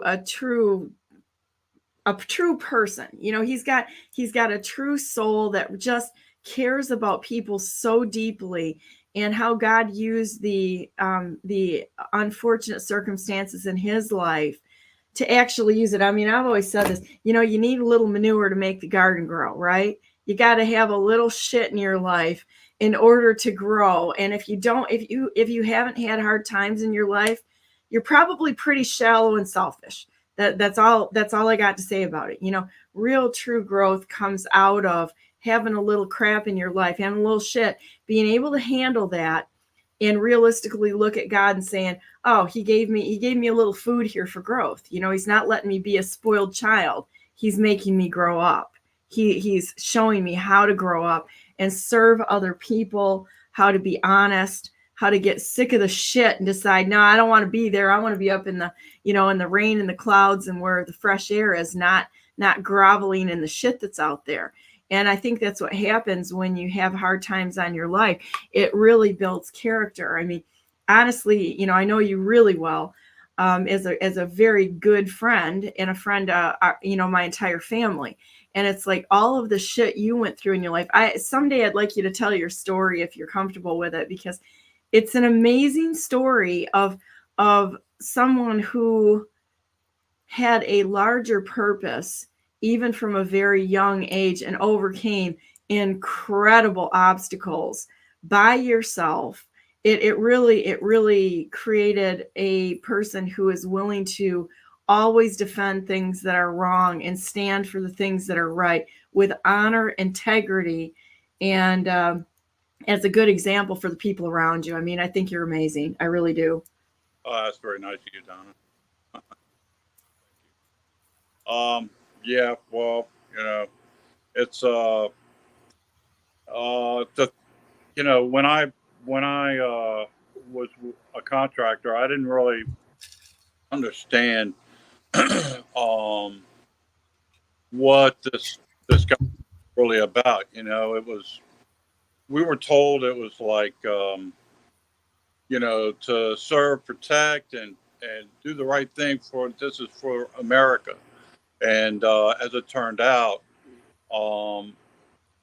it was a building block to the destruction and the dismantling of America, because that's how the ones that are planning for the politicians to say what they say and do what they do, it's not really the politicians. I mean, you can go in with the best of attitudes and the best of intentions, but if the true power down below, underneath, that remains unseen or tries not to show their face, they're the ones that truly run this world, and we have to get rid of them. Because if we can get rid of them, then we can be ourselves. Then we can do what we want to do without having any restrictions, the way God wanted it. in the very beginning. You know, we're his children. We're not the children of the law enforcement. We're not the children of the politicians, the mayor, the governor, and the system. The system is designed to fail. The system is designed to keep you afloat long enough to steal from. And that's what I wound up learning, that in all this chaos of love for America but all the propaganda that supported the reasons why we do what we do, when in all actuality, it's not support at all. It's quite the opposite. That's a front. It's a front for the system to make the system look good so that you'll be a part of it. What's truly behind it is evil. And it is about the destruction of and the slavery and the taking from all these millions of people. They don't just want our money. They want the wealth of the world now.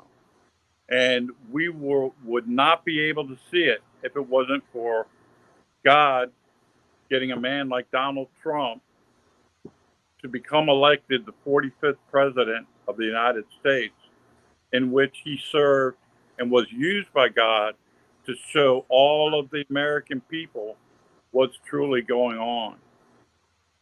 That we do have the ability to have a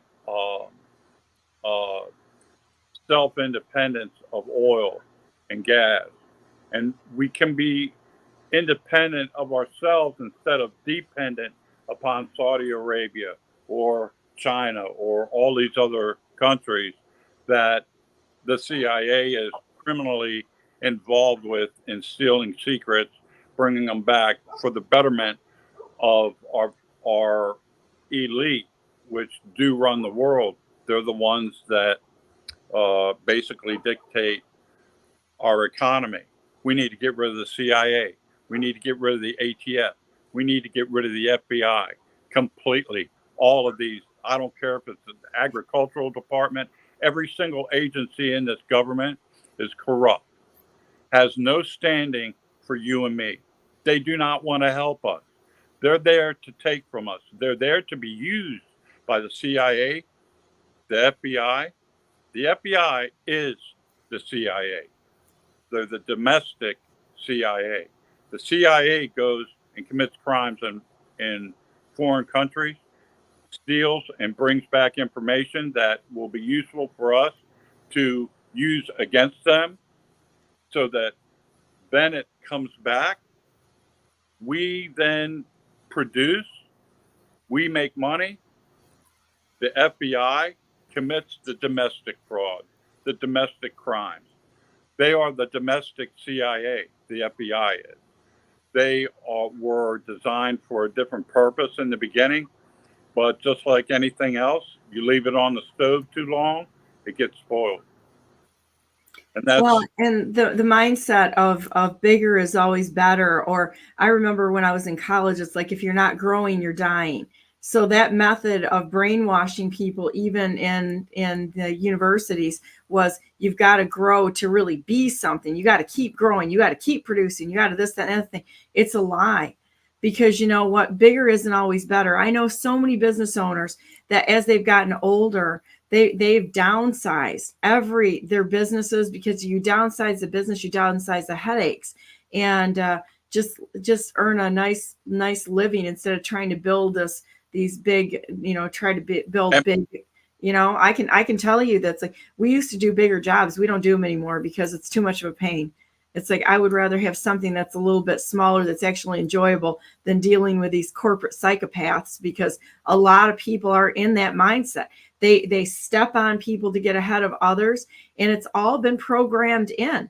So they end up being the foot soldiers, just like the NGOs. I mean, they have wrecked any intention of the NGOs, the nonprofits. When they say nonprofit, it's a lie. It's just that they have to manipulate the money so they don't show a profit on paper.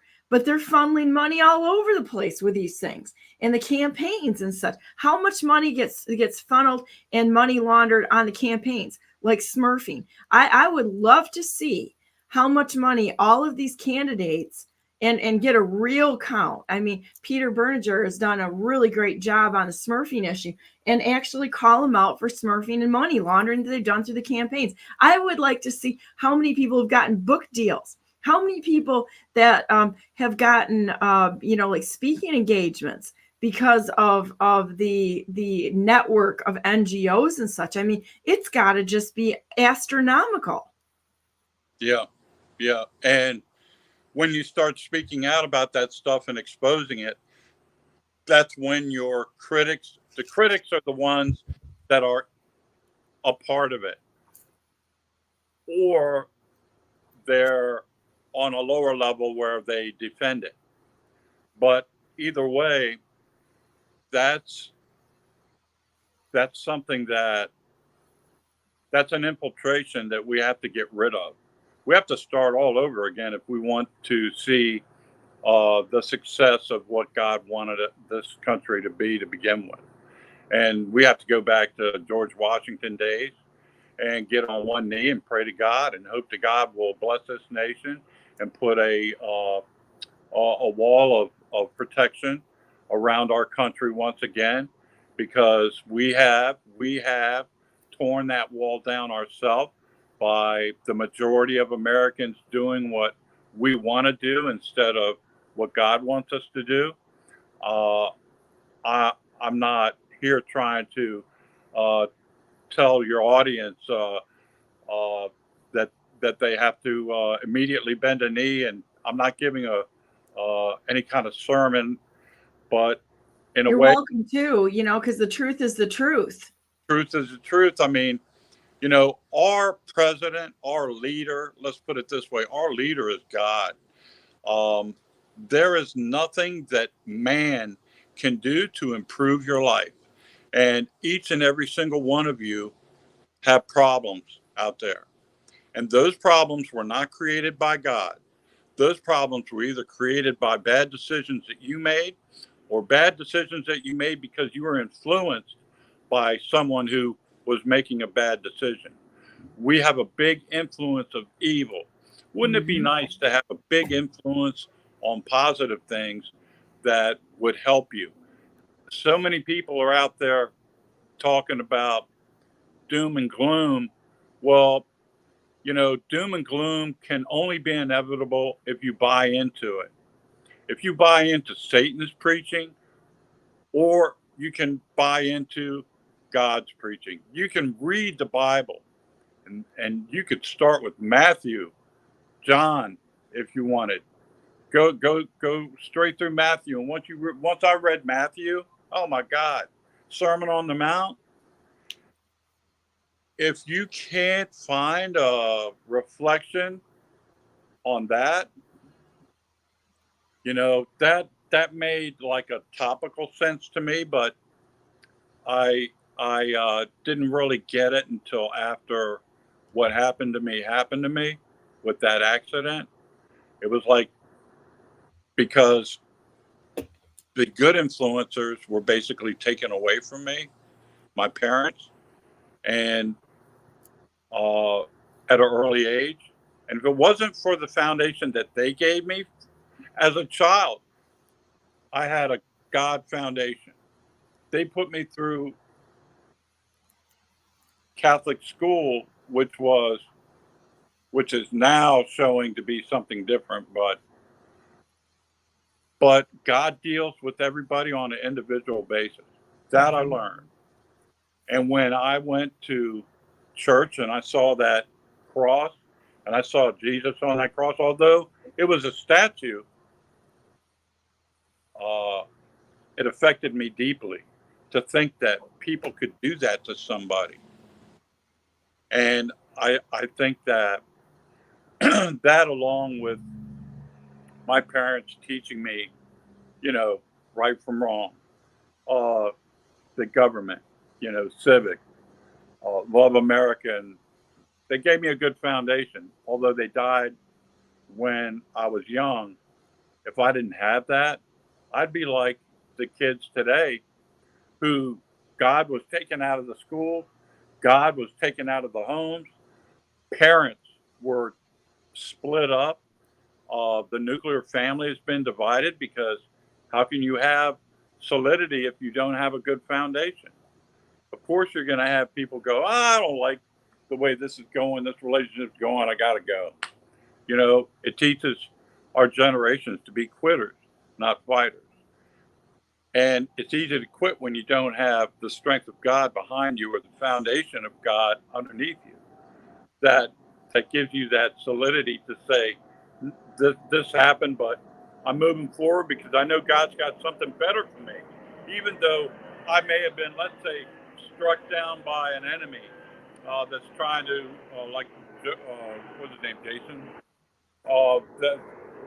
That was struck down with a drug addiction, right? Or alcoholism or whatever it might be. The fact that you don't have to let that define you.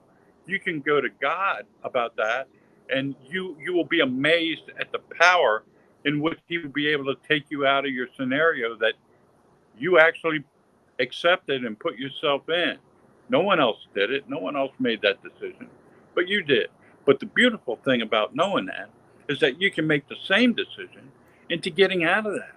You decide what your life is. Nobody else does. You do. And you have all the power in the world in which with God gave you that power to create. And you can do that. And it's just an awesome, awesome thing. Once you find the love of God, there's no going back. There's no going back. I mean, Absolutely. One of the things that you're talking about going into the Bible, because both of you, we used to look things up and all the time, and I think that one of the greatest things that I did as an adult, because I homeschooled my kids, is I read to them, and I read to them like hours and hours and hours a day. Okay. When you don't watch TV, you've got all kinds of time, and you don't participate in a lot of the nonsense out there. You got all kinds of time. Okay. It's just the way it is. I can listen to excuses about it from anybody, and people are always amazed at how much I get done in a day, because I'm kind of a spaz. But it's not just that. It's the fact that you learn to be a good time manager and not waste your time. And every second that we have is a gift from God. And from the time I was little, I don't know why I knew this or felt this way, but I always felt like I'm going to use every minute I have to do something that's good, no matter what it is, right? So when I see something that is negative, like TV or movies or anything like that, I literally can sit there for 15 minutes before I'm like, I got to get moving. I can't stand this. I hate watching TV. I just hate it, right? I'll watch documentaries. If I want to learn something about engineering, I'm really interested in like the engineering documentaries and that sort of thing to see, why bridges fail or the substrate for highways or, that sort of thing. I love watching that kind of stuff. Power grids, because I'm an information junkie. Okay. But if it doesn't have a benefit for me, either acquiring knowledge, which is a tool, and knowledge is just a tool. It doesn't make you any better. It just makes it's a tool. It's a waste of time.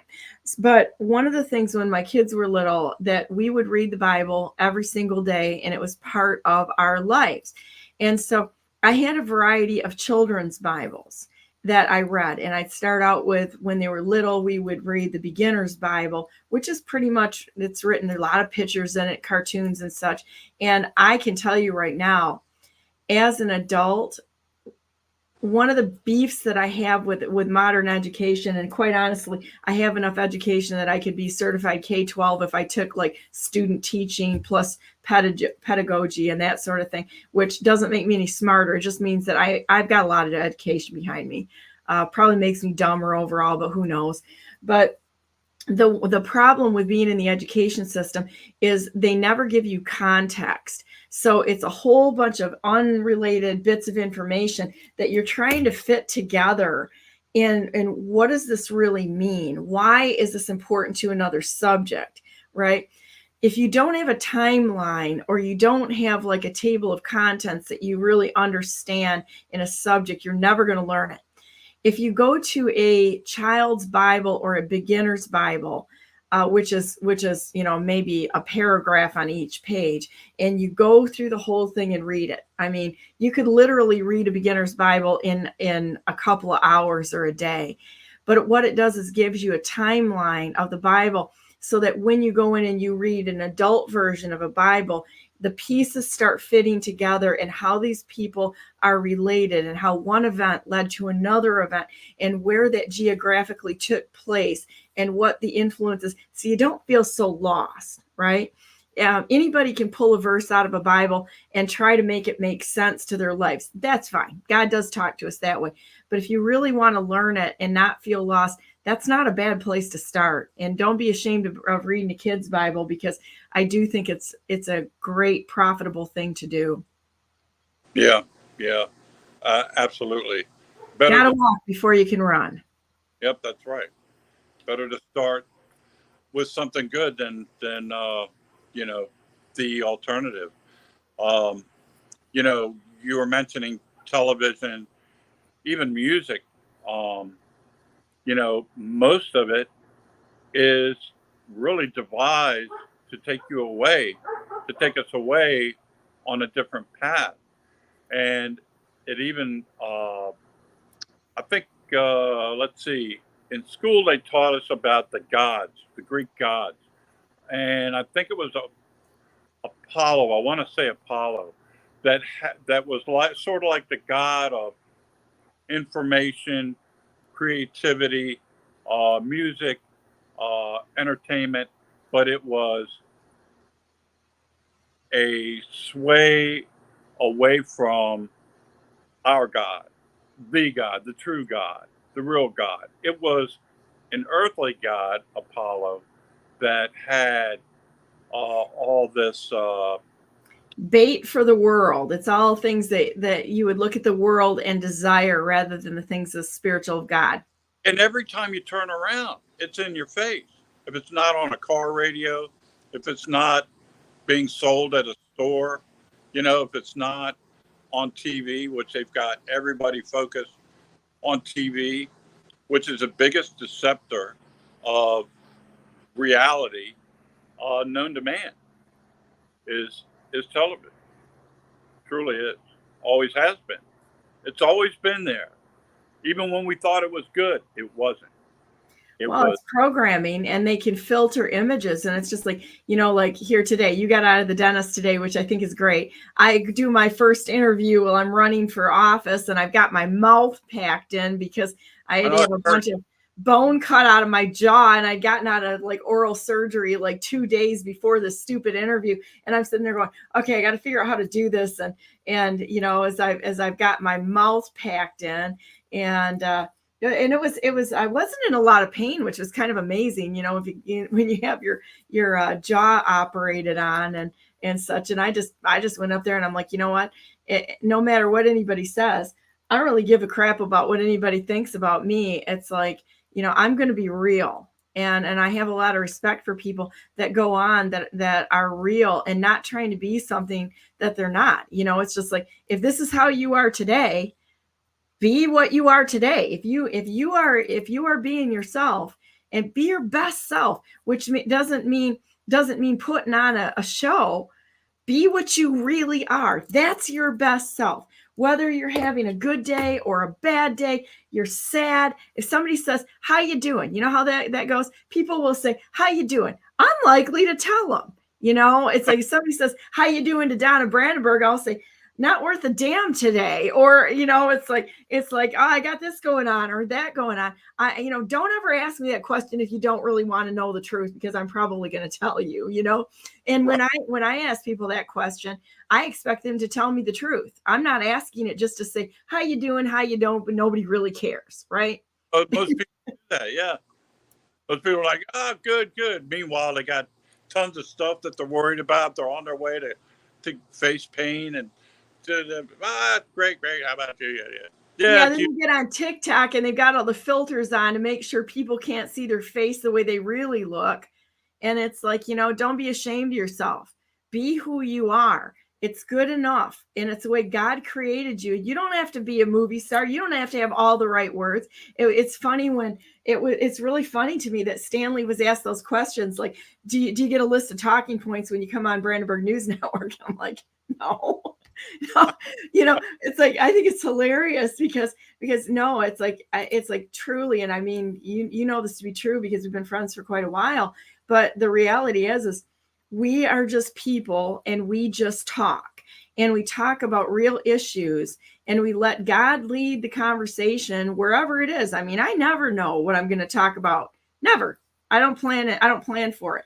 When I used to give speeches too, the biggest thing that General Flynn said to me, which was the best advice I'd ever had, we're friends. He just said, because, I was trying to do things right at the beginning going, I don't know how to do this. I'm not a politician. I'm nothing, and I'd get up there and I'd have a few notes and it'd be like within 5 minutes, I'm like going, I can't follow these notes. This is nuts.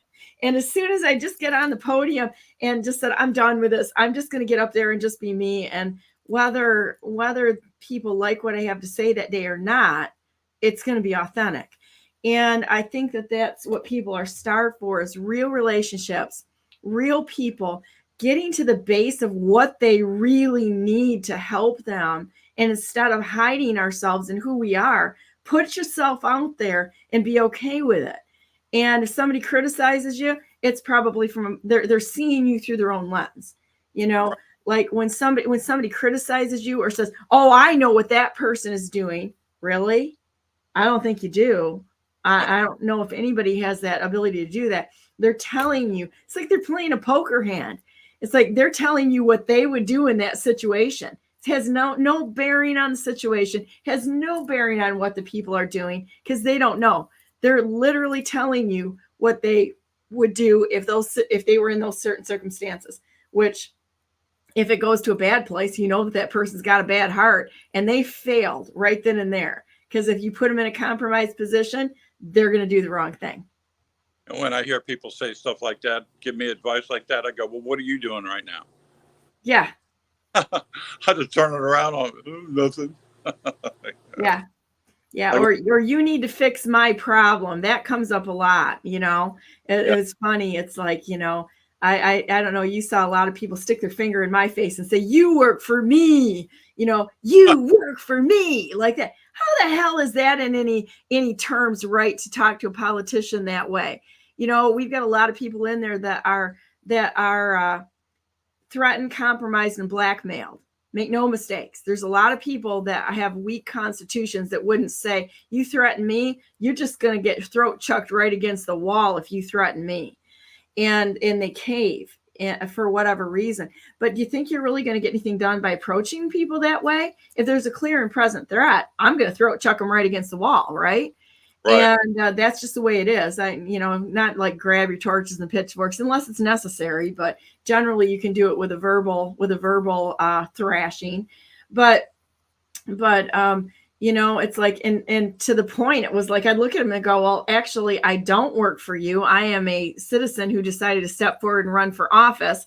And until I receive one check from the government or anyone else in this capacity, the government, I don't work for anybody. I'm a person. I am actually down in Brandenburg. I am not associated with any organization right now. So you can take that or leave it. I don't really care. Remember that lady? What was that? I missed it. Remember that lady? I think it was one of the last places we went. And the lady goes, she raised her hand like this right in front of you. And you go, yes, ma'am. And she goes, well, why should we believe you? Tell me why we should believe you. And you go, you shouldn't. None of you should. And you all should do your due diligence and research me. And then you'll find out if I'm telling the truth today or not. Yeah, I just came right out and said it. I said, you shouldn't trust me or anybody else out there. Why do you think we've gotten in this position to begin with? You don't know these people that you're voting for. You do not know these people that are talking to you. You know nothing about them. They have, it's like I went to the Vance rally last week. Wish you would have been there with me. We would have had some interesting discussions. I'm going to tell you what.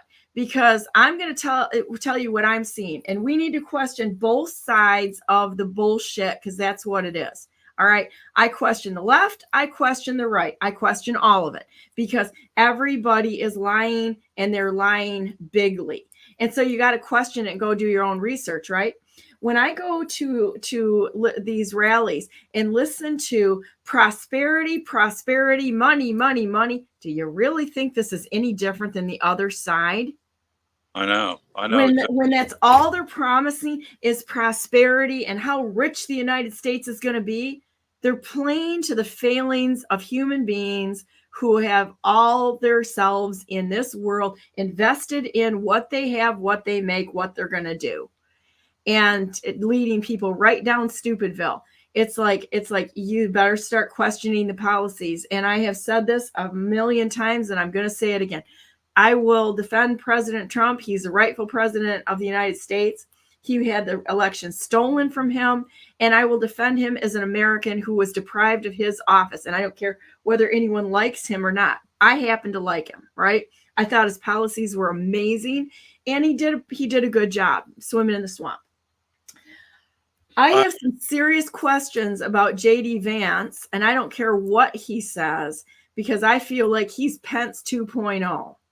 And I'm going to tell you what, I shook the man's hands, and I'm a pretty good read on character of people as somebody, but not only understanding that, but his how do you go from being a radical anti-Trumper to, oh, President Trump and I, we're going to do this, that, and the other thing, and do that kind of a turnabout. Well, I'm going to tell you, I have never shook the hand of a male, an actual human male, that was any more girly than J.D. Vance's handshake. He came past me and I shook it, and it was like, oh God. It was like friggin' 90 degrees out, and I felt like I grabbed a cold, clammy fish, and his hand was cold and clammy and sweaty. I'm like, dude, did you just crawl out of the swamp or what? I mean, I can't even tell you if I've ever had a handshake of a man that was any colder, clammier. I was like, what did I do? I grabbed like pasta, like a wet new. It was weird. It was just weird. But I walked away from there going, okay, you guys keep plugging this away. There still are some of us real Americans who are not going to drink the Kool-Aid. And with saying that, the biggest question I have is, was President Trump forced to take him? I don't know the answer to this. He was forced to take Pence. And what happened? DeVos walks out and resigns January 7th. She walks out and resigns on the 7th, right after January 6th, which is going to be a perfect lead into our next segue. She resigns. Pence gets $22 million.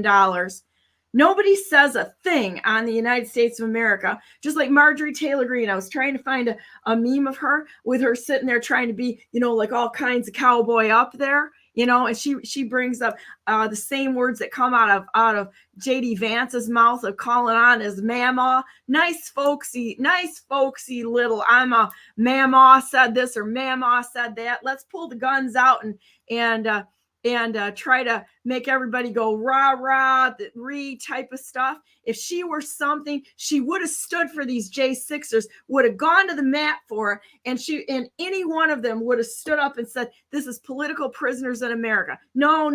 They just keep flapping their chops, and they don't do a thing and stand in front of the camera, toting their little gun out there that I'm pretty extra sure she's probably never shot in her life. And, and they're do nothing, go nowhere, defend nobody, politicians that, I don't know. I'm kind of done with this. There's no excuse for any of this. And I think all of us need to be asking some hard questions on both sides of the aisle, because from what I see, they're all working together. Well, right now, I think we have a house that's, I want to say 50% of the house is basically globalist, and they're paid off and they're blackmailed. Then you've got the Senate, which are the ones that if Comer and all of them brought the charges to the Senate would probably turn it down in protection of their own. So And look at all the Israeli dual citizens there. What kind of nonsense is that? And then you've got Miss Somali up there in Minnesota telling us that she puts the rights of Somalia, that she's fighting for the rights of Somalia. Then go back to your own country. You should be fighting for the rights of Americans and standing for something. And I'm so disgusted with these people. It's like every single one of them that's sitting in office, whether they were threatened or not at this point in time, unless they step up or step away from this, they're complicit cowards. And every one of them needs to have their sorry butts shipped off to Gitmo and stick them in a military tribunal. And you could literally hang them all just on what happened with J6, all of them. That's but what I think we could come up with like a million charges for all of them, actually. And it wouldn't be that hard to do. But I digress. Yes, I think you're right on that. I think we do have a couple that are basically their hands are tied. They're powerless because of the fact that the overwhelming and you hit the nail on the head. We got people from Somalia in there supporting Somalia, not USA. You got people in there that are Muslims that only care about what Allah wants. Well, that's great, but this country was founded on God, not Allah. So you can't represent me. You can't represent anyone out there except for those Muslims. Well, because that's all you're doing. If your foundation is Allah, then that's all you can represent. You can't represent every single American in this country. If you're socialist, how the hell can you tell me, admit to me, this is a crime. It's a crime of fraud that these people admit they're socialists, yet they pretend to represent capitalism. There's not a socialist that calls himself a socialist that believes in capitalism. They don't believe in capitalism. So they take from others. How can you take an oath? And how can you, Marjorie Taylor Greene, and the rest of you stand by and not say anything about that? Right. How can they do? But you know what, Chris, to be fair and balanced, let's get the ADL coming after me too, right? And the Chinese Communist Party and the Christian church, because I'm going to tell you what, it's like the Seven Mountains Church. That's those churches and everything. You look at every single thing we have has been infiltrated. I've got no gripe with the normal, the normal people, whether they're Chinese or the normal Chinese people. I have no gripes with the Jewish people. I have no gripes actually with the Muslim people. My doctor's a Muslim. It's like I don't have a gripe. What I have a gripe with is the global crime syndicate that has infiltrated everything, radicalized and paid for people who are out there protesting and tearing down, and then blaming groups of people that they may or may not even be part of.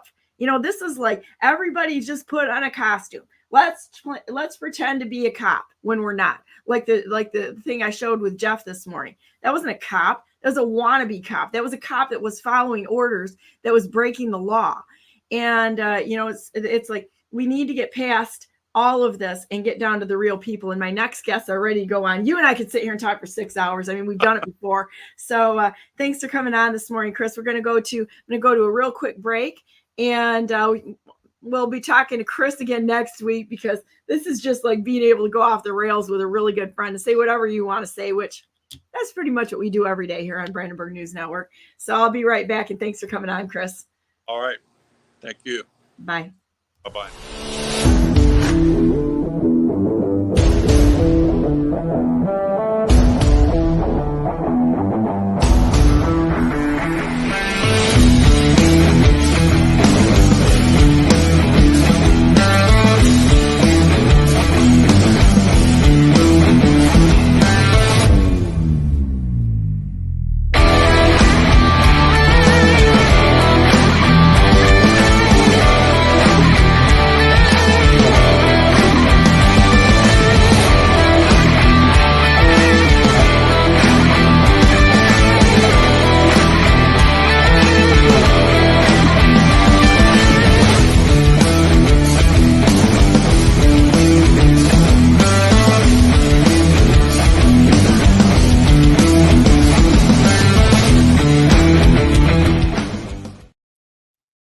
morning and welcome to the third hour of Brandenburg News Network. I am Donna Brandenburg and it's the 19th day of August 2024. Welcome to our show.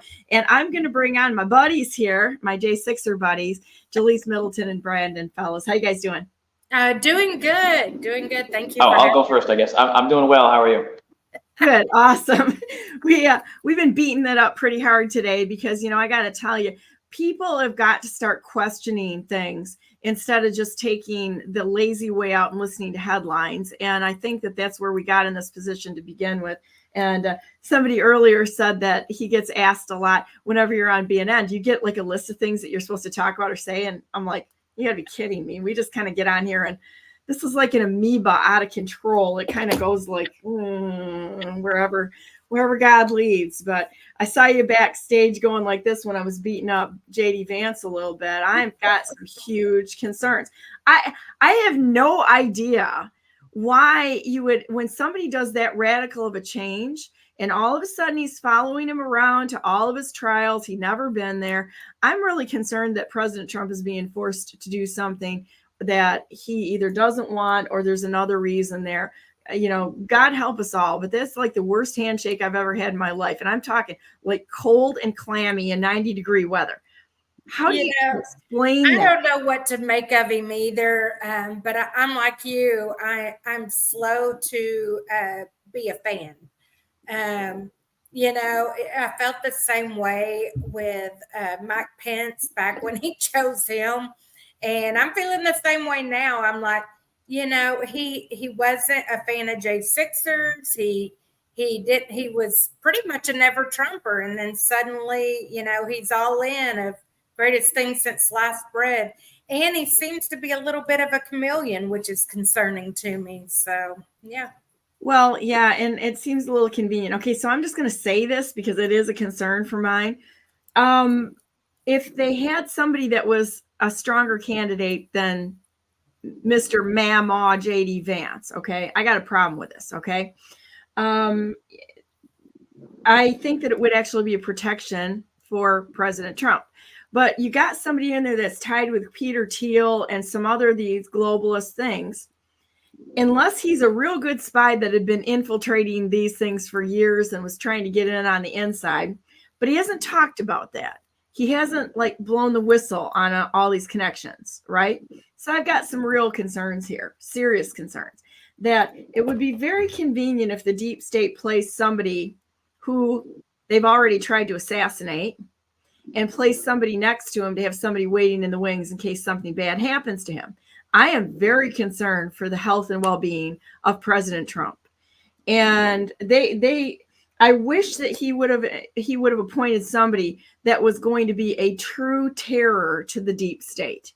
Somebody who was going to get in there and haul tail with no apologies to this. The American people would vote for that person because they understand and they're sick of it too. I tell the J6ers all the time, they've been upset with Trump that in his speaking, he's gotten real radio silent on the J6ers. But like I tell him, he's got to play the game and win all the vote he can win. We have to trust him and his decisions and wait for him to get in office, because even as conservatives, a lot of people are ignorant to what occurred on January 6th. And so they still are not convinced it was a setup.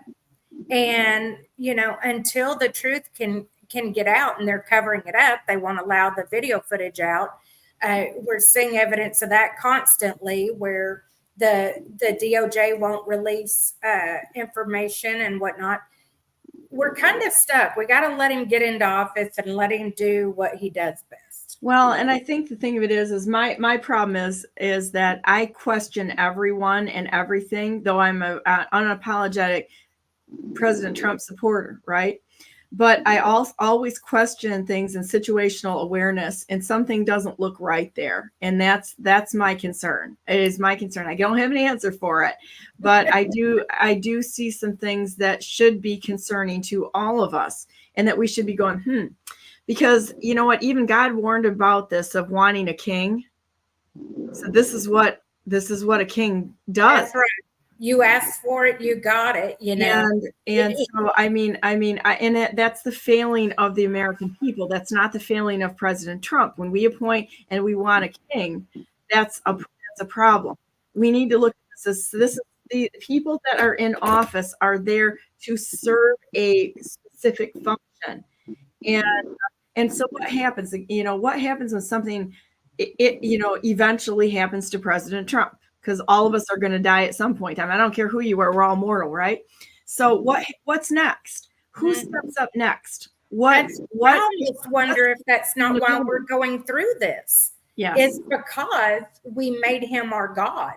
I mean, I'm not saying, every individual, but I think overall, what was the first thing they did when the election was stolen, when all of this horrible stuff started occurring, everyone's screaming for Trump, Trump, Trump. You should be turning your eyes to the Lord Jesus Christ and getting on your knees and repenting and saying, I need you to clean this up. I don't know where I got myself into, but I got to get out. I agree with that. And I want you to think about this. Okay, so God has patterns in the Bible. There's always patterns that repeat. Patterns are what we look at to actually know who we're talking to. It's not what people say or even what they do. It's the patterns that you look for to find out, right? Mm-hmm. Well, Moses was not allowed to go into the promised land. And people will sit there and say, well, it's because he struck the rock and he didn't listen to God. I think God allowed him to do that and knew he was going to do it and such.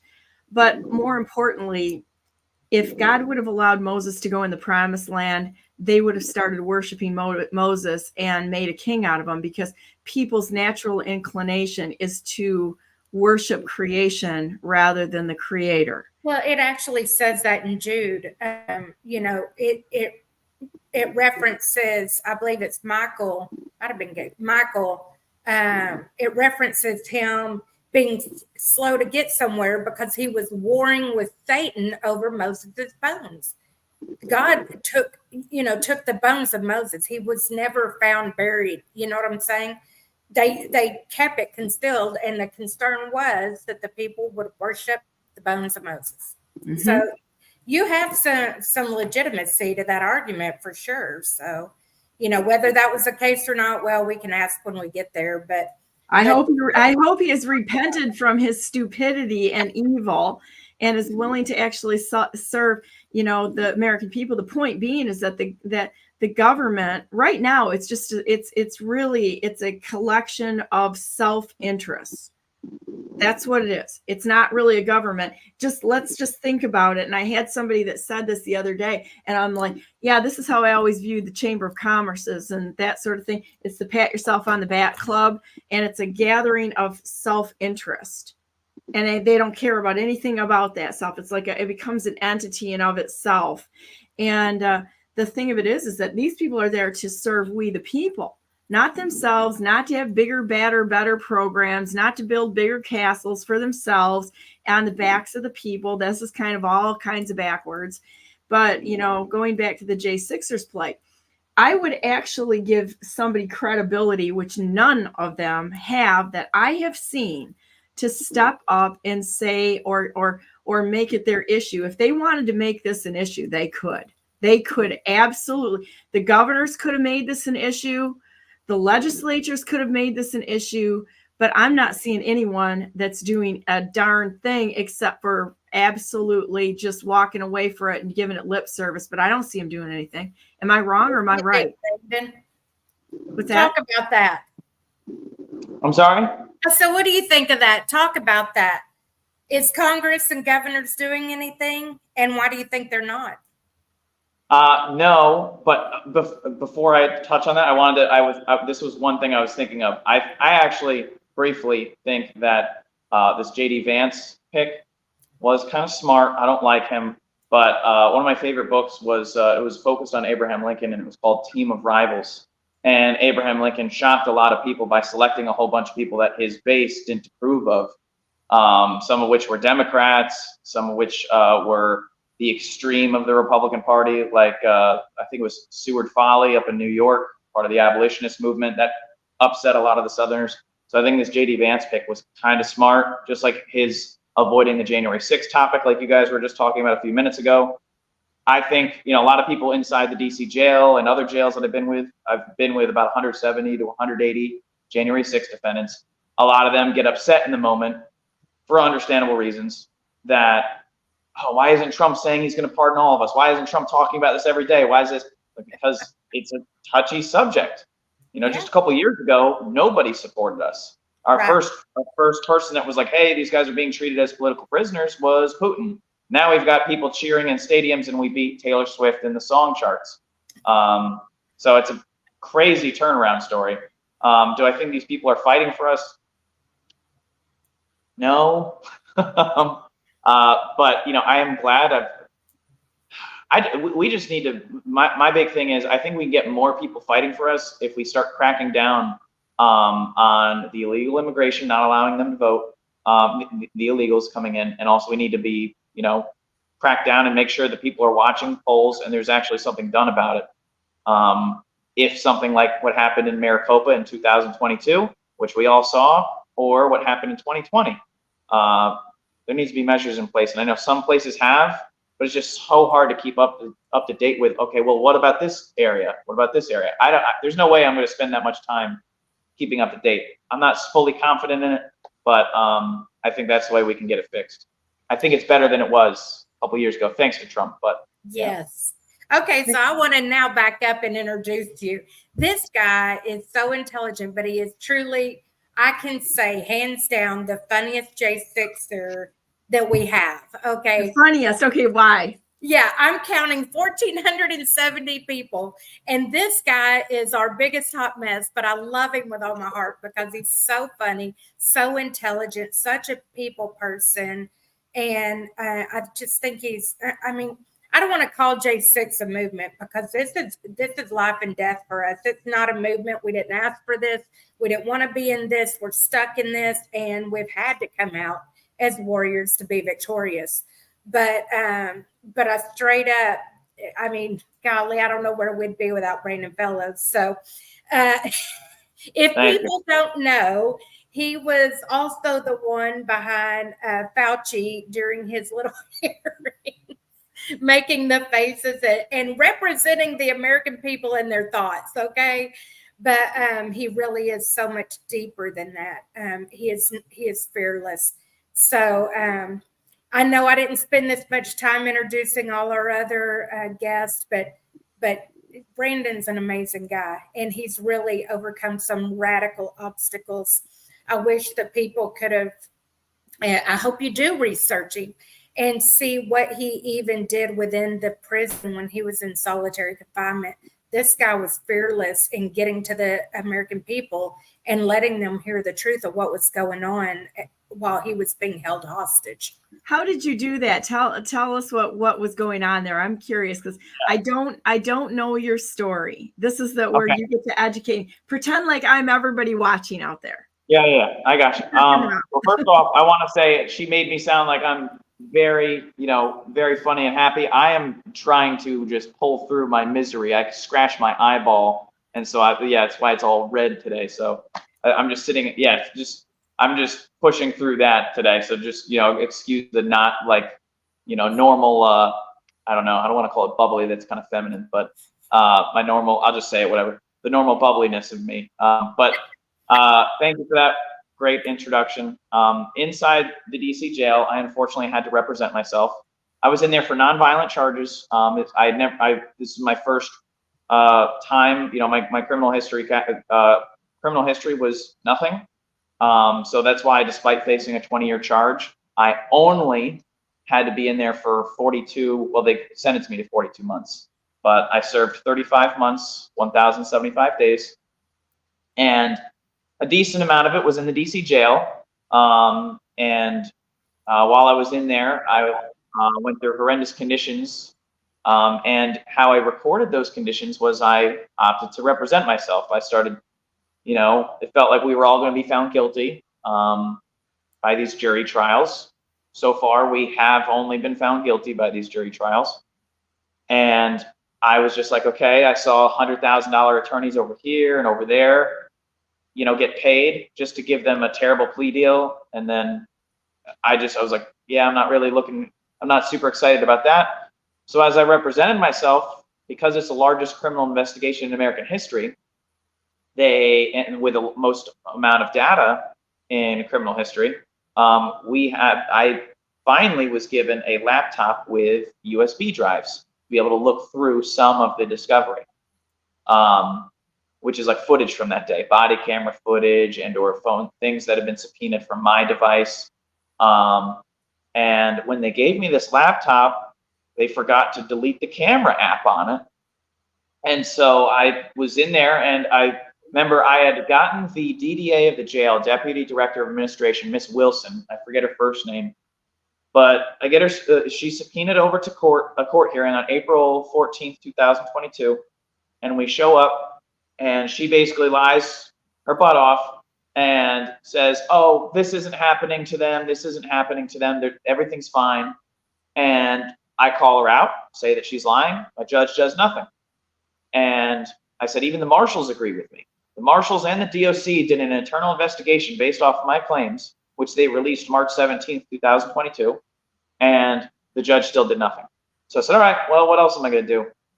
I ended up deciding to release some videos showing that she was lying, video proof.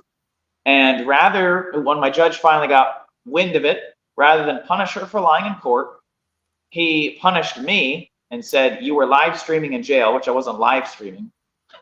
But I gave the videos to my standby counsel and said, hey, can you release this to someone? And he gave it to Kara Castronova over at the Gateway Pundit.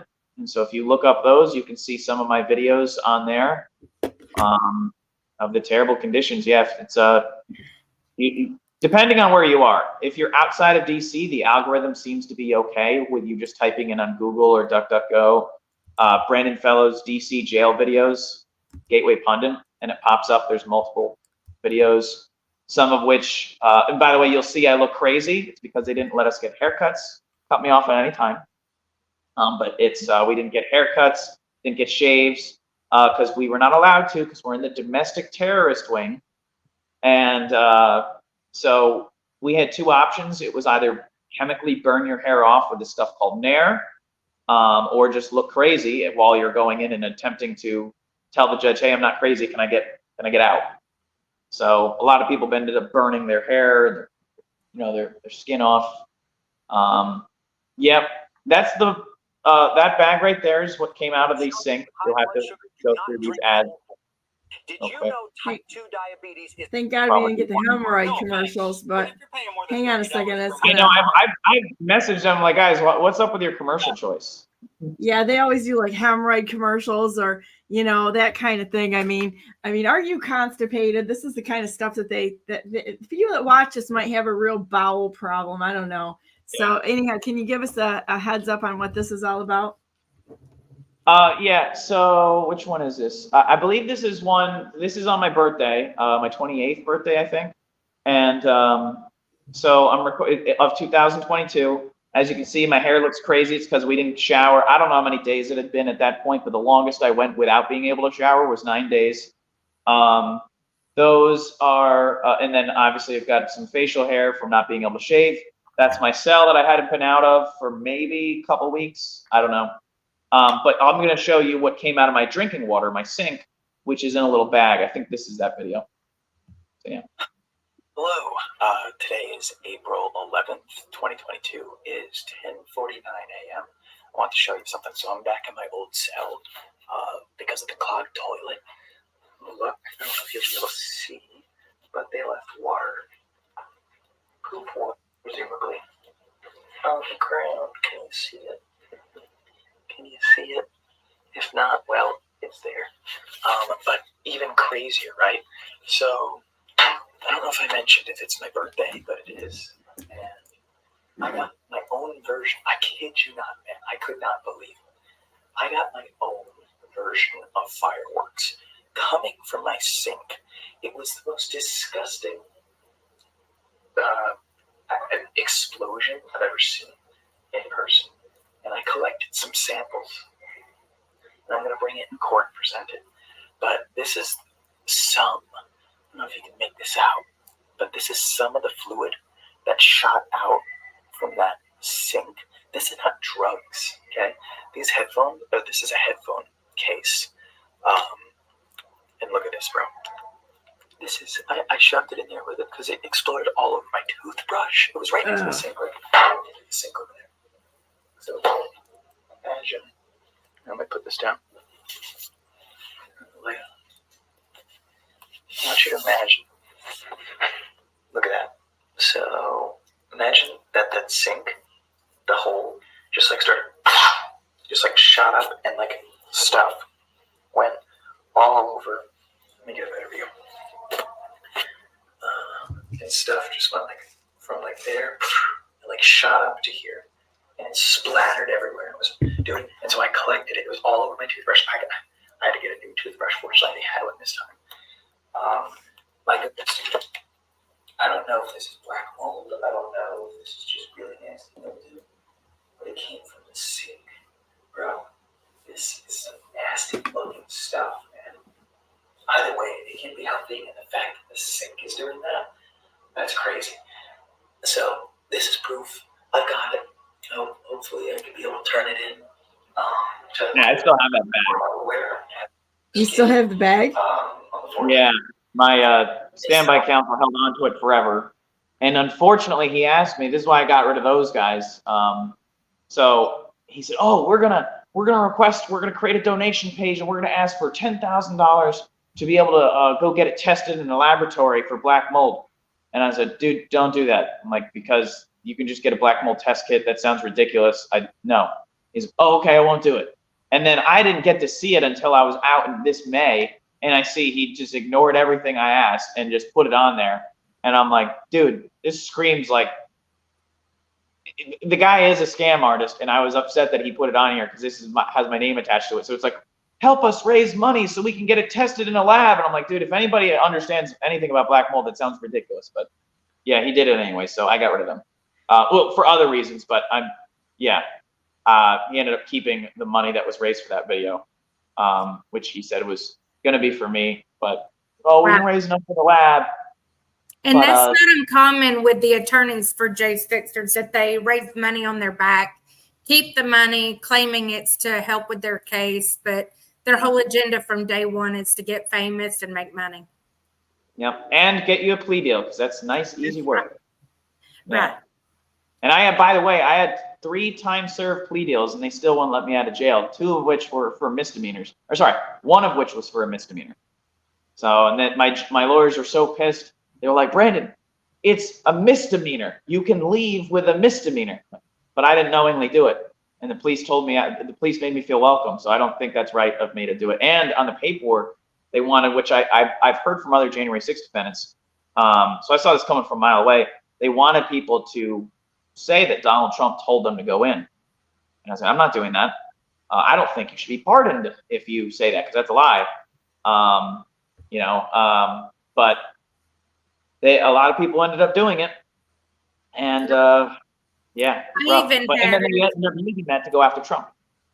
I even had an attorney, public defender for my husband, that just decided to go rogue. He wasn't even representing us. He filed motions without us even knowing. And the motion said that because they hadn't prosecuted Trump, it's selective prosecution, and we should be, our charges should be dropped. And when I read it in the news. That's how I found out he filed that motion. I'm like, have you lost your mind? You're not representing you, you're representing me. And when you screw up, I go to prison for it. So nothing is to go to the courts without you showing it to me first and letting me add or subtract what I feel like needs to happen, because you're my voice. And fortunately, he ended up removed off the case for a conflict of interest, but it was appalling. It was appalling. And so now we have that. When you Google me and Mark, it looks like we tried to throw Trump under the bus. Well, we didn't even know about it. Yep. No, I know. The lawyers quickly try to rush him. Can I tell a quick story?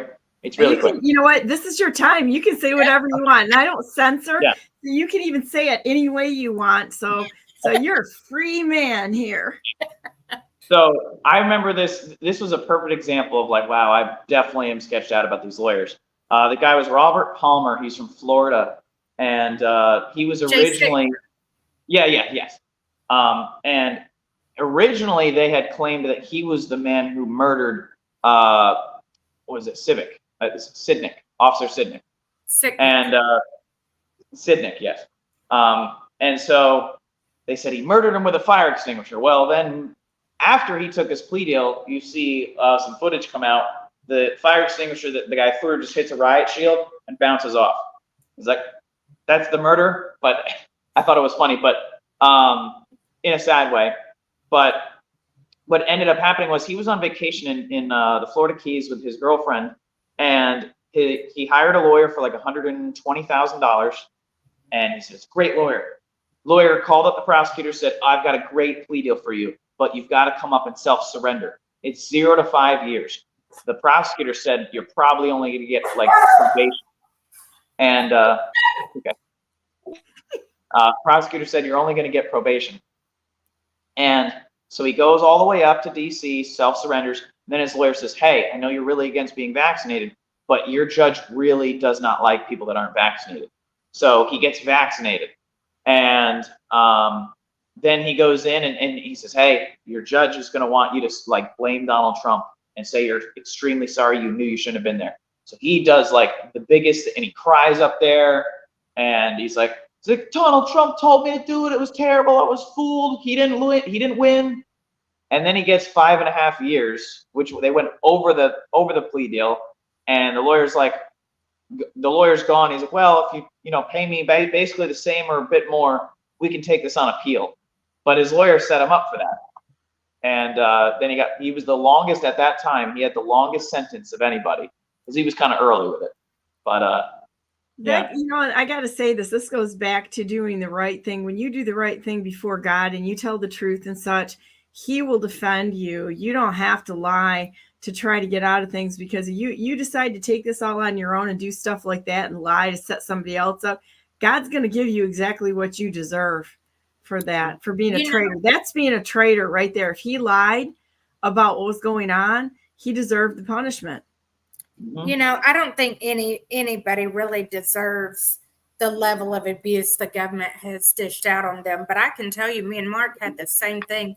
We were offered a plea deal. We didn't want to take it. We felt like we were lying. It was our second plea deal. Our attorneys were pushing us to take it. We didn't have money to keep those attorneys. And, I went to my life group and I'm like, guys, what do y'all think?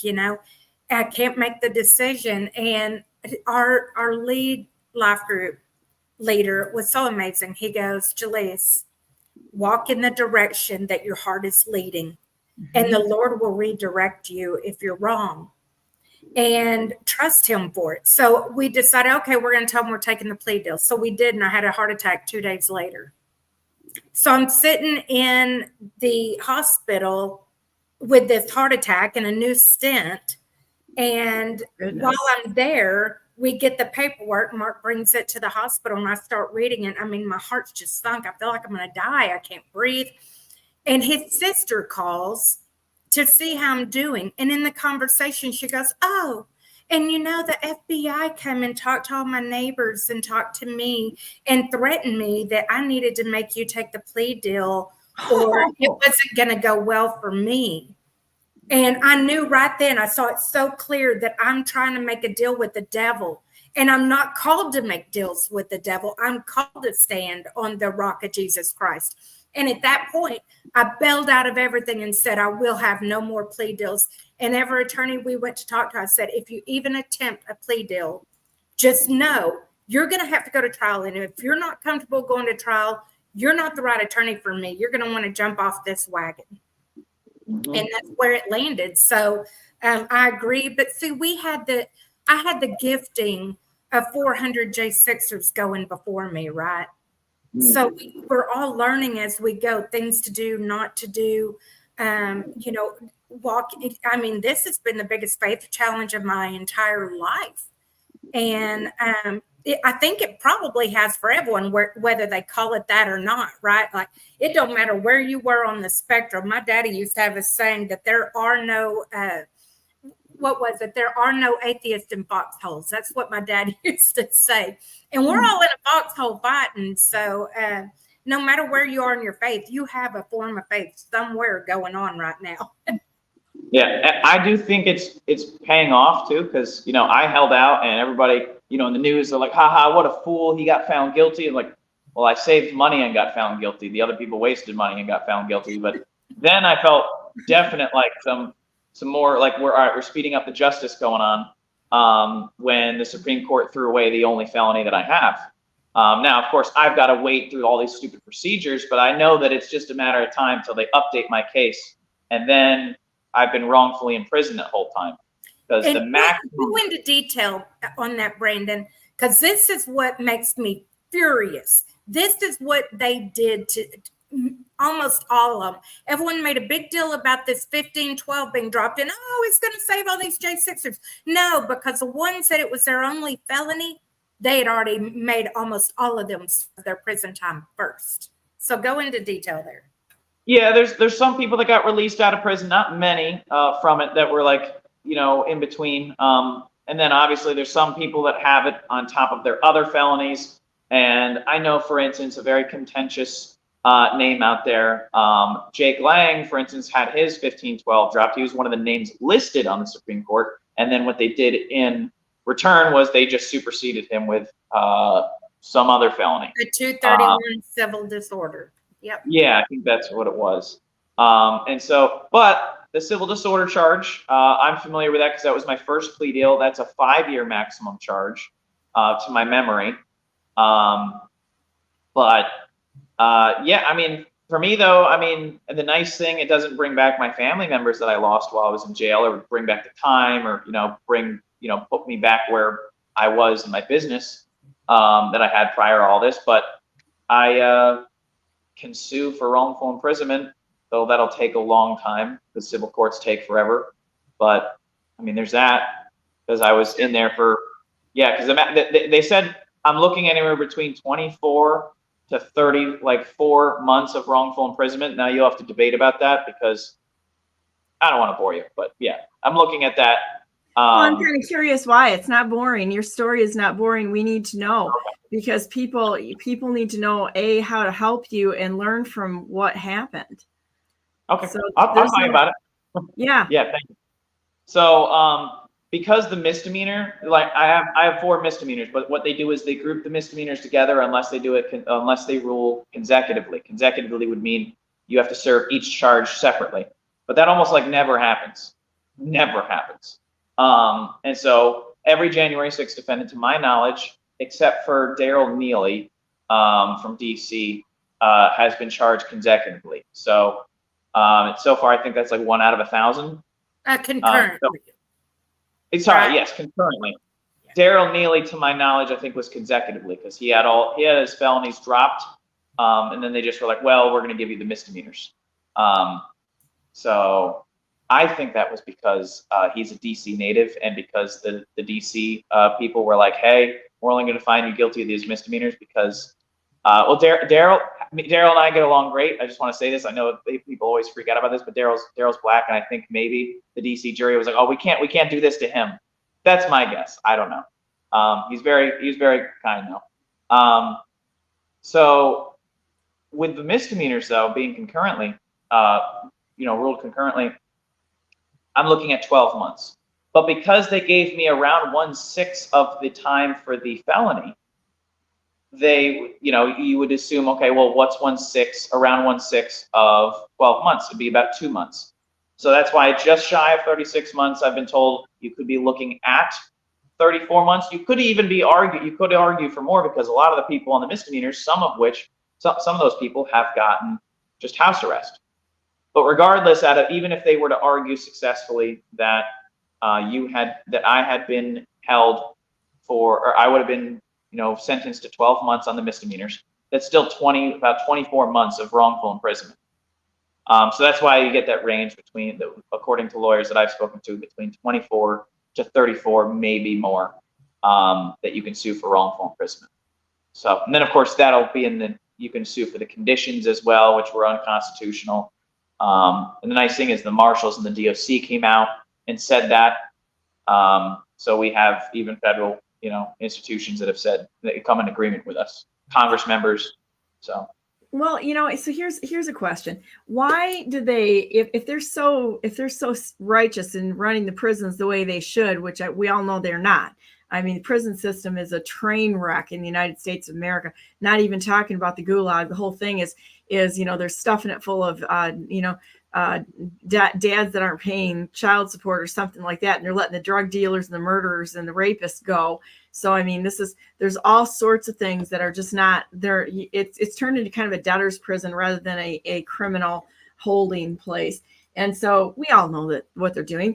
If they were doing the right thing, why would they not allow people to either live stream or have that transparency? Because they're like hiding like snakes under rocks. That's why. And I think that there needs to be some transparency, because that's assuming that they're all righteous, and they're not. They're not righteous. If they're doing the right thing, it's just like politicians.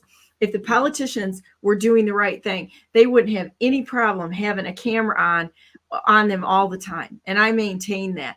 It's like when I go to meetings, I'll actually be live streaming when I'm in meetings quite often. And if there's reporters there, I was at one place where Dana Nessler, Attorney General, was. I turned the camera on the reporters and said, fine, you want to play this game? Then how do you like it with a camera shoved in your face, so that they couldn't lie about what's being said? And I mean, that goes both ways. Do you want me to play this next video that was here? Which, I don't remember which one it is, but maybe. Okay, this one? That one shows, I could give a summary if you want. Or fine. you want I think there's several of them in here. Yeah. Oh, there's roaches in the sink? Well, there's like two tiny ones. I'm downplaying it, but hold on. That one's interesting. It promotes that was the first one. That was so shocking. First one I thought, not maybe your first. Okay, let's play that one. Let's see if we can go and get past the hemorrhoid medicine and all the constipation stuff that goes on Gateway Pundit.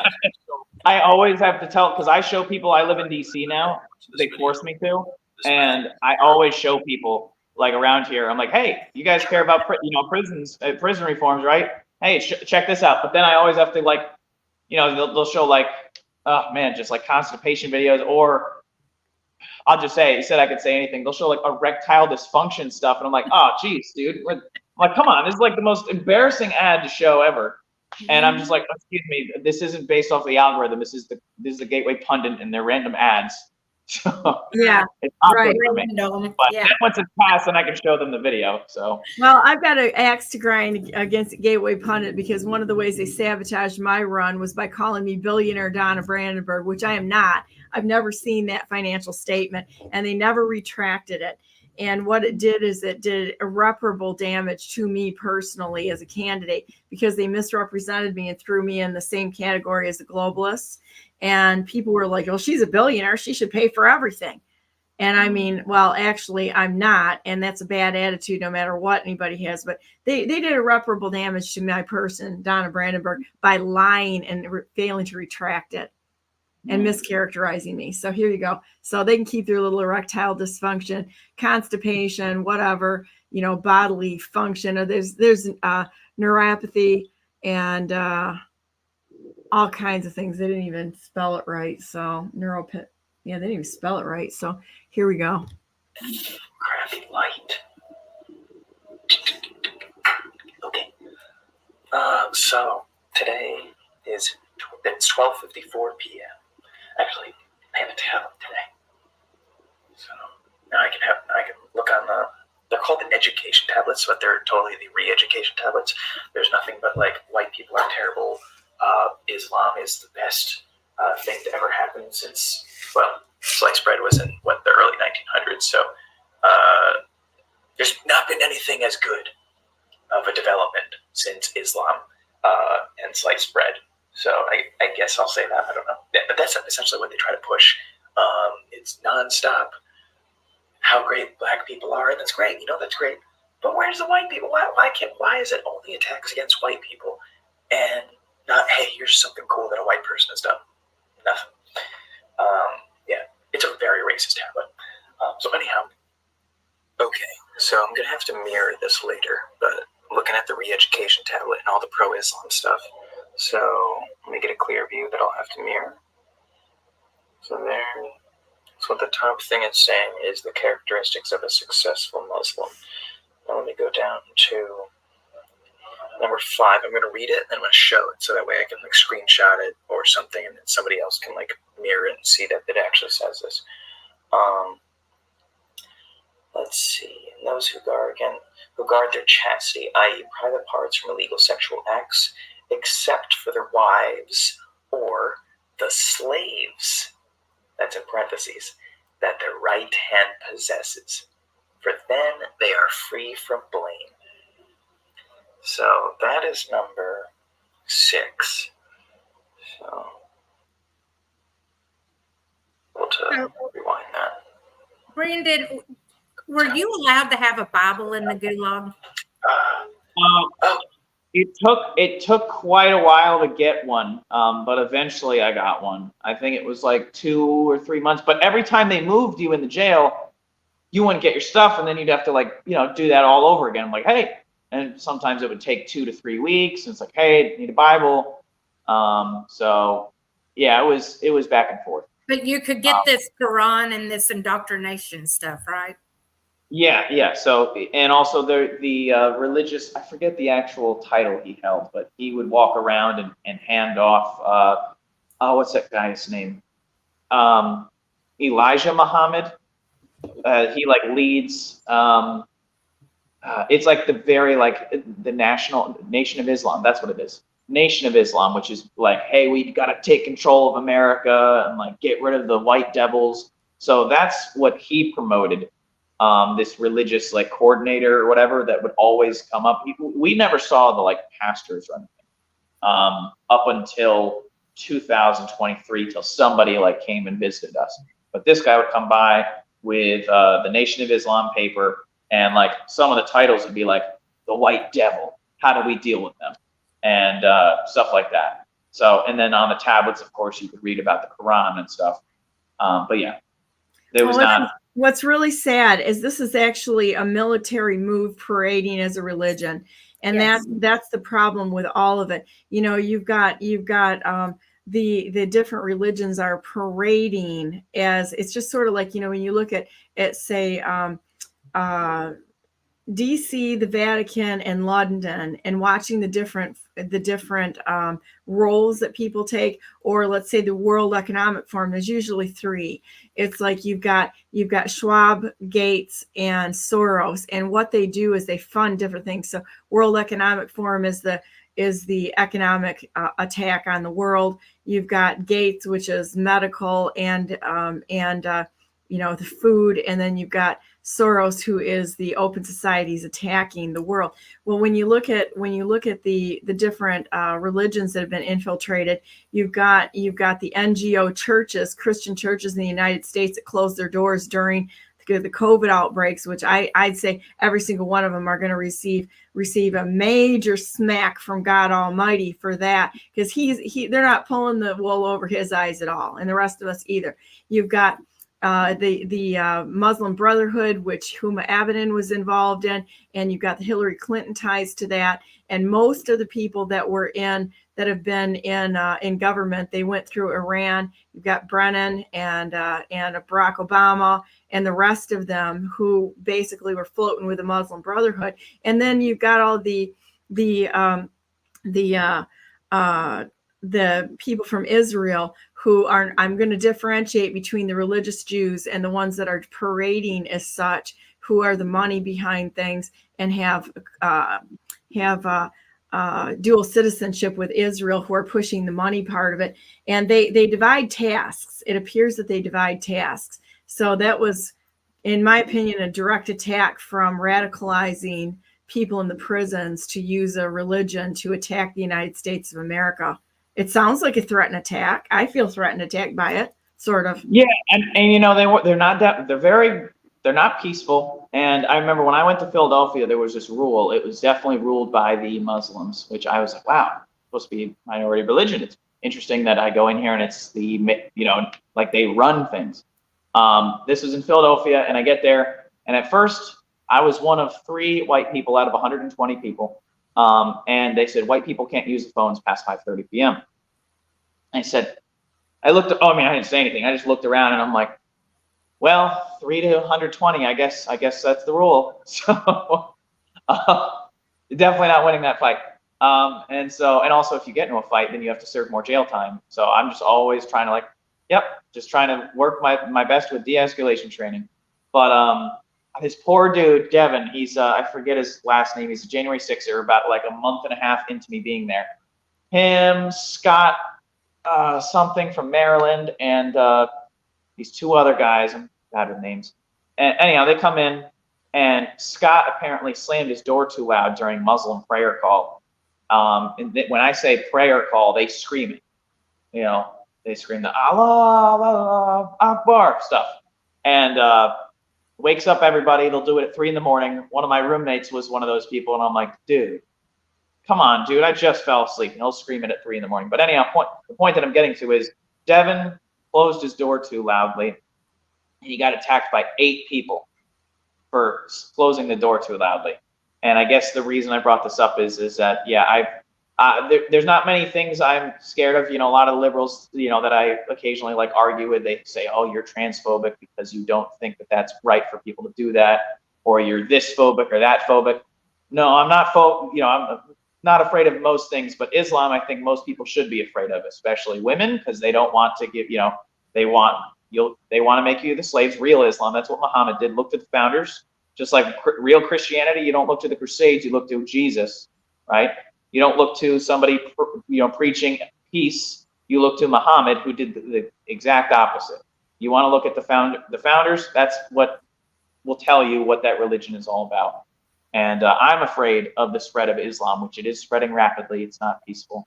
And I definitely have been seeing it both in the prisons and when I was out here in D.C. when they were burning the American flags over here at Union Station. So yeah, and this whole nonsense with the Palestinian people defending Palestine under a Palestinian flag on American soil, they absolutely, every single one of them, should be thrown out as an invading army and prosecuted, in my opinion. That's crap. You want to go in and talk about Palestine. Don't make us have to fight your wars. Go do your own wars. And certainly you do not serve another nation on American soil under a foreign flag, or you're a traitor. Mm-hmm. Hey, or an invader, and either one of them has a bad outcome. Yeah.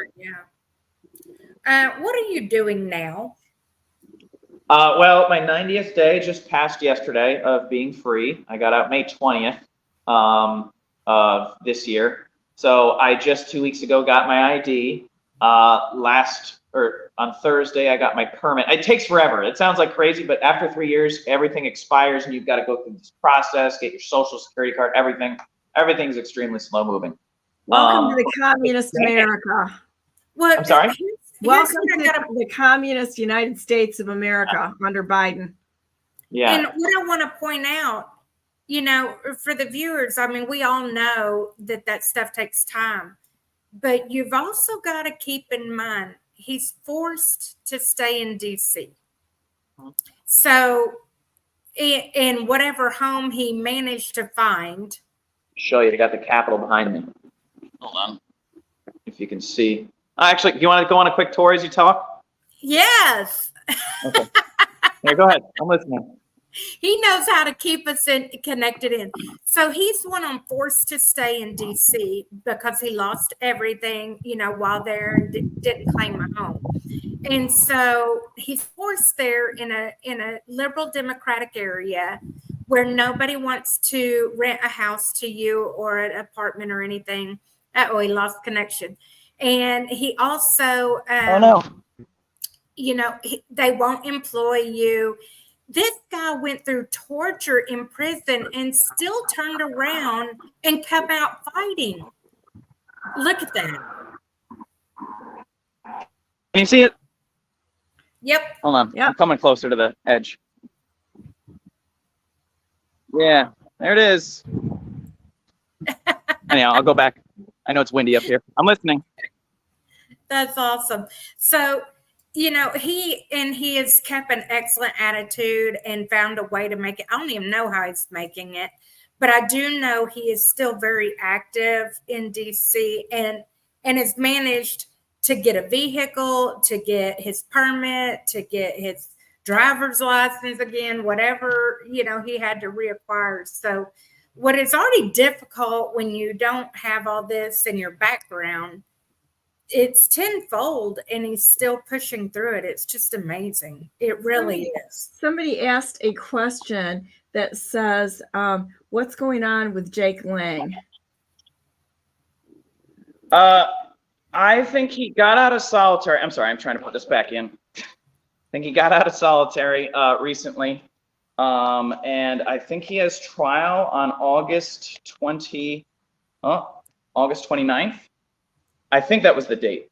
I actually, I know he's contentious. I don't know where you guys stand on it, but I try my best to get along with everybody. Jake was nice to me while I was in there. I know everybody has some sort of opinion on him.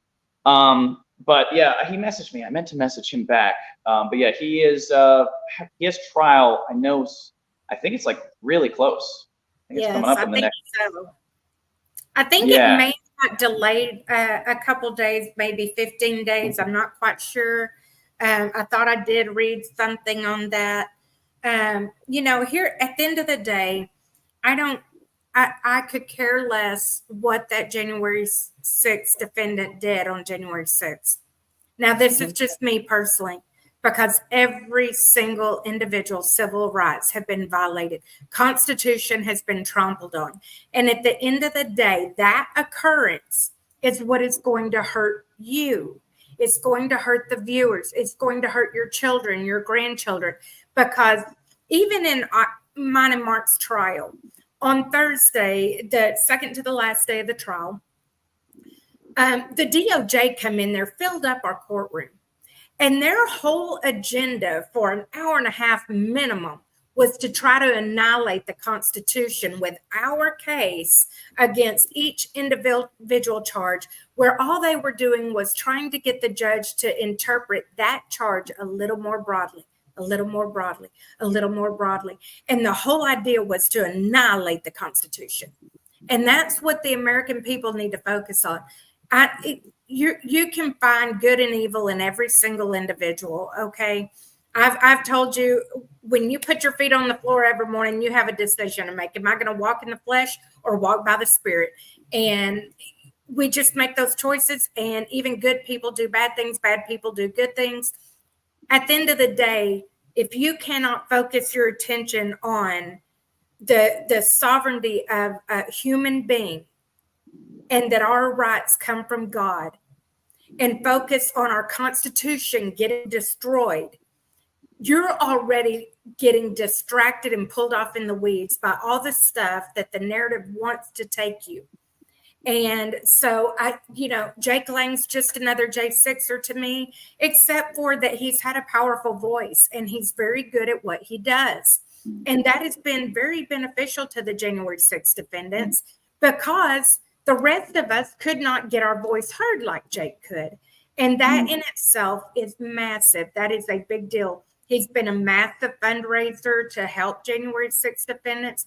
So everyone has a different place to stand on Jake. Everyone's got opinions to make. But at the end of the day, he has done a lot of good with the platform that he created. Yeah. And I will say his dad, a lot of people have different opinions on Jake, but his dad is great. I haven't heard, and really, I don't think many people disagree on this point.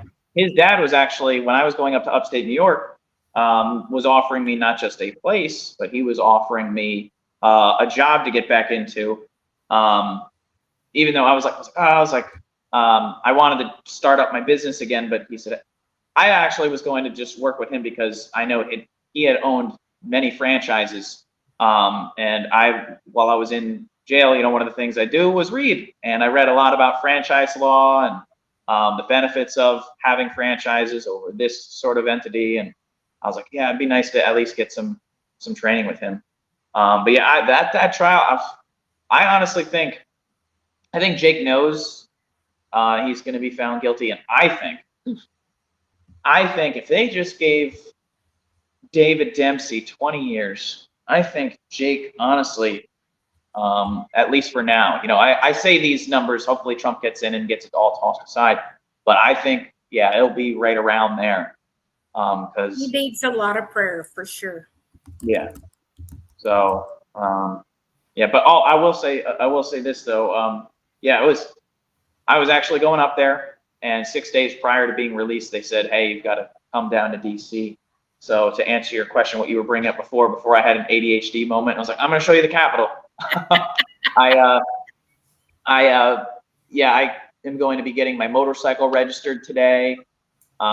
So that's exciting. But yeah, things are both slow moving and fast moving, and I'm going up to New York this week to go visit my family for the first.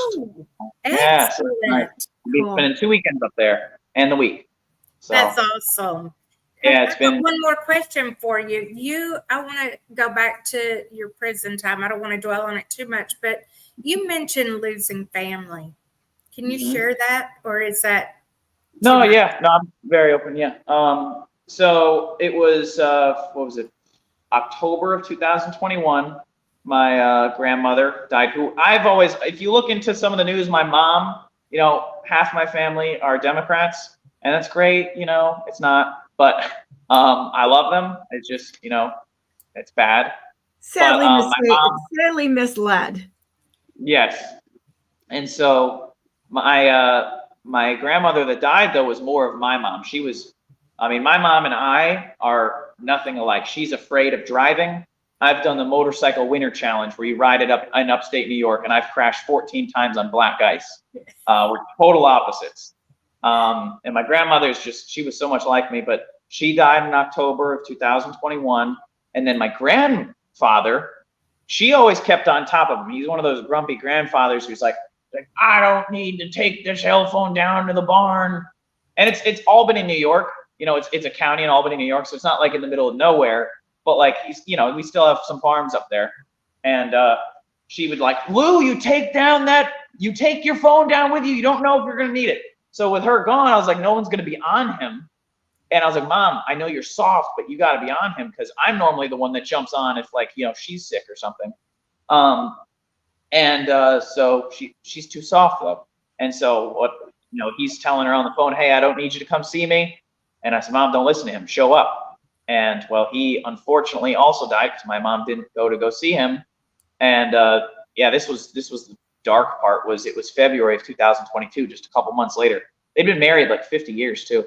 So then they died so close together, October of 2021, February of 2022. But they found him frozen outside, leaned up against a tree. They think he fell or had a heart attack, and then he was fine but too weak to get up. And so he just moved over to the tree and then just sat there waiting for somebody, but nobody came. And so you were in prison during this? Yeah, it took him 3 days to thaw. And then my other sets of grandparents, so I actually lost all my grandparents. The other set died also as well on my dad's side. So yeah, that was all while I was in jail. So I was less close to them, but yeah. And that's irreparable. You can never, I don't care if you get some sort of settlement, financial compensation, you can never get all of those moments back. And so the people got to see the lives being annihilated. It just makes me so sad.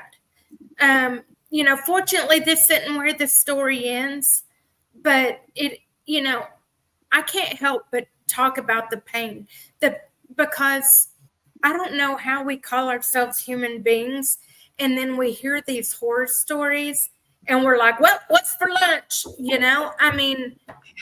At some point, you got to say, that's my brother. I've got to go stand up for that. And I don't care what they throw my way, because if they'll do it to him, they're going to do it to me. They're going to, I have a really hard time understanding it. And I guess I'll go to my grave not understanding it. That's why I was there January 6th. Yeah. But that's a good thing. The fact that you don't understand it is a really healthy thing. It means that you are aware that there's something really wrong. And I wouldn't feel too bad about that. I'm not sure it's a good thing to understand it, you know? Yeah, it leaves you forever confused, you know. But you know, I know we didn't get too much into politics, and Brandon is so smart in this stuff. How old are you, Brandon? I'm almost 30 and a half. Almost 30. You're a puppy. You're a puppy. And this kid really sees the truth. I mean, and just such a little warrior. Like I say, I couldn't wait to get him on. I actually started trying last week, but he is ADHD. I'm not gonna. Well, I gotta tell you, I'm gonna need to jump off of here for a little bit. Do you want to stay on for a while, or do you want to end it and bring you back on another time? Let's end it and bring Brandon back on another time. I want to hear some of his politics. And then we'll go through a bunch of your videos and reintroduce you again. So, Jalise, would you like to say the prayer today? I absolutely would. Thank you. Heavenly Father, thank you for the opportunities to get our voices heard, to glorify you, to always have that solid foundation to bring it back, to stand on your word, to stand on your truth, and to know where the line is at. This world is getting crazy. Each day we're bringing people that have been victimized by the craziness of this world. But you have given us the strength and the courage to stand on truth, and we thank you for that. I pray for special blessings on Brandon as he tries to rebuild his life from all this destruction, and that he would have a platform and a mighty voice to continue to bring truth to the area around him. To help us to turn our eyes back toward you as a nation and come back up under your umbrella of blessing. All this we ask in your name. Amen. Amen. God, please let your favor rest mightily upon Jalise and Brandon and all the J6ers, as well as everyone out there who's been a victim of this horrible system that we have. And we just want to say thank you for everything you've done for us. In the name of Jesus Christ, we pray. Amen. Well, this is that part of the show, boys and girls. We go to ding, ding, ding, ding, ding, ding, ding, ding. Go to BrandenburgForGovernor.com because I'm the best non-conceder who has ever not conceded to liars, cheats, and thieves. And I'm going to continue to do so. Fireworks are going to start here shortly because I've got a couple of lawsuits that are going to be filed, and I am filing a couple of them. So we got all kinds of punching to do to see that this nation is back. Just let them have it. Not going to back down. So with that said, heart hands time. God bless you all. God bless all those whom you love, and God bless America. Make it a great day. If you don't have a good example, be one. Look at Brandon. This is cracking me up. He's got one of those attitudes of, I'm just going to take what comes at me and going to make it the best of it. And it's going to be okay. And I really do believe that when you trust in God, He will always make a way. And we'll go back to the ends don't justify the means. If you're asked to lie, don't do it. Tell the truth and give it over to God, but do the right thing. If you're faced with a decision to make, and it includes having to lie to get to the end that you want, it's not going to have the outcome that you really want. You need to stand on the truth and then let God worry about the rest of it. So have a great day. We'll be on tomorrow. Tomorrow I have on John Tater and Christina O'Donnell, who is running for office and has got an amazing story, as well as we've got, who's the J6er on tomorrow? Oh, if I'm not looking at it, I'm not looking at the list. My brain is on. If my brain were a hard drive, it'd be on full. So, but I would like to ask your viewers real quick. Please go to GiveSendGo. Look up Brandon Fellows. You can do givesendgo.com/GAJXA. And help him out as he tries to rebuild his life. You can also go to AmericanPatriotRelief.org, where you can adopt a January 6th defendant that is being held hostage. You can also become a monthly donor to help all the other January 6th defendants. And with that, I'll call it a wrap. But we need your help. There you go. And I can put a post out with that later. If you text it to me, I'll make sure that I put that out there. But it's a pleasure. And thank you guys so much. You guys have a great day. Stay on the line. I'm going to end it right now. And you guys missed the part of the conversation. Sorry.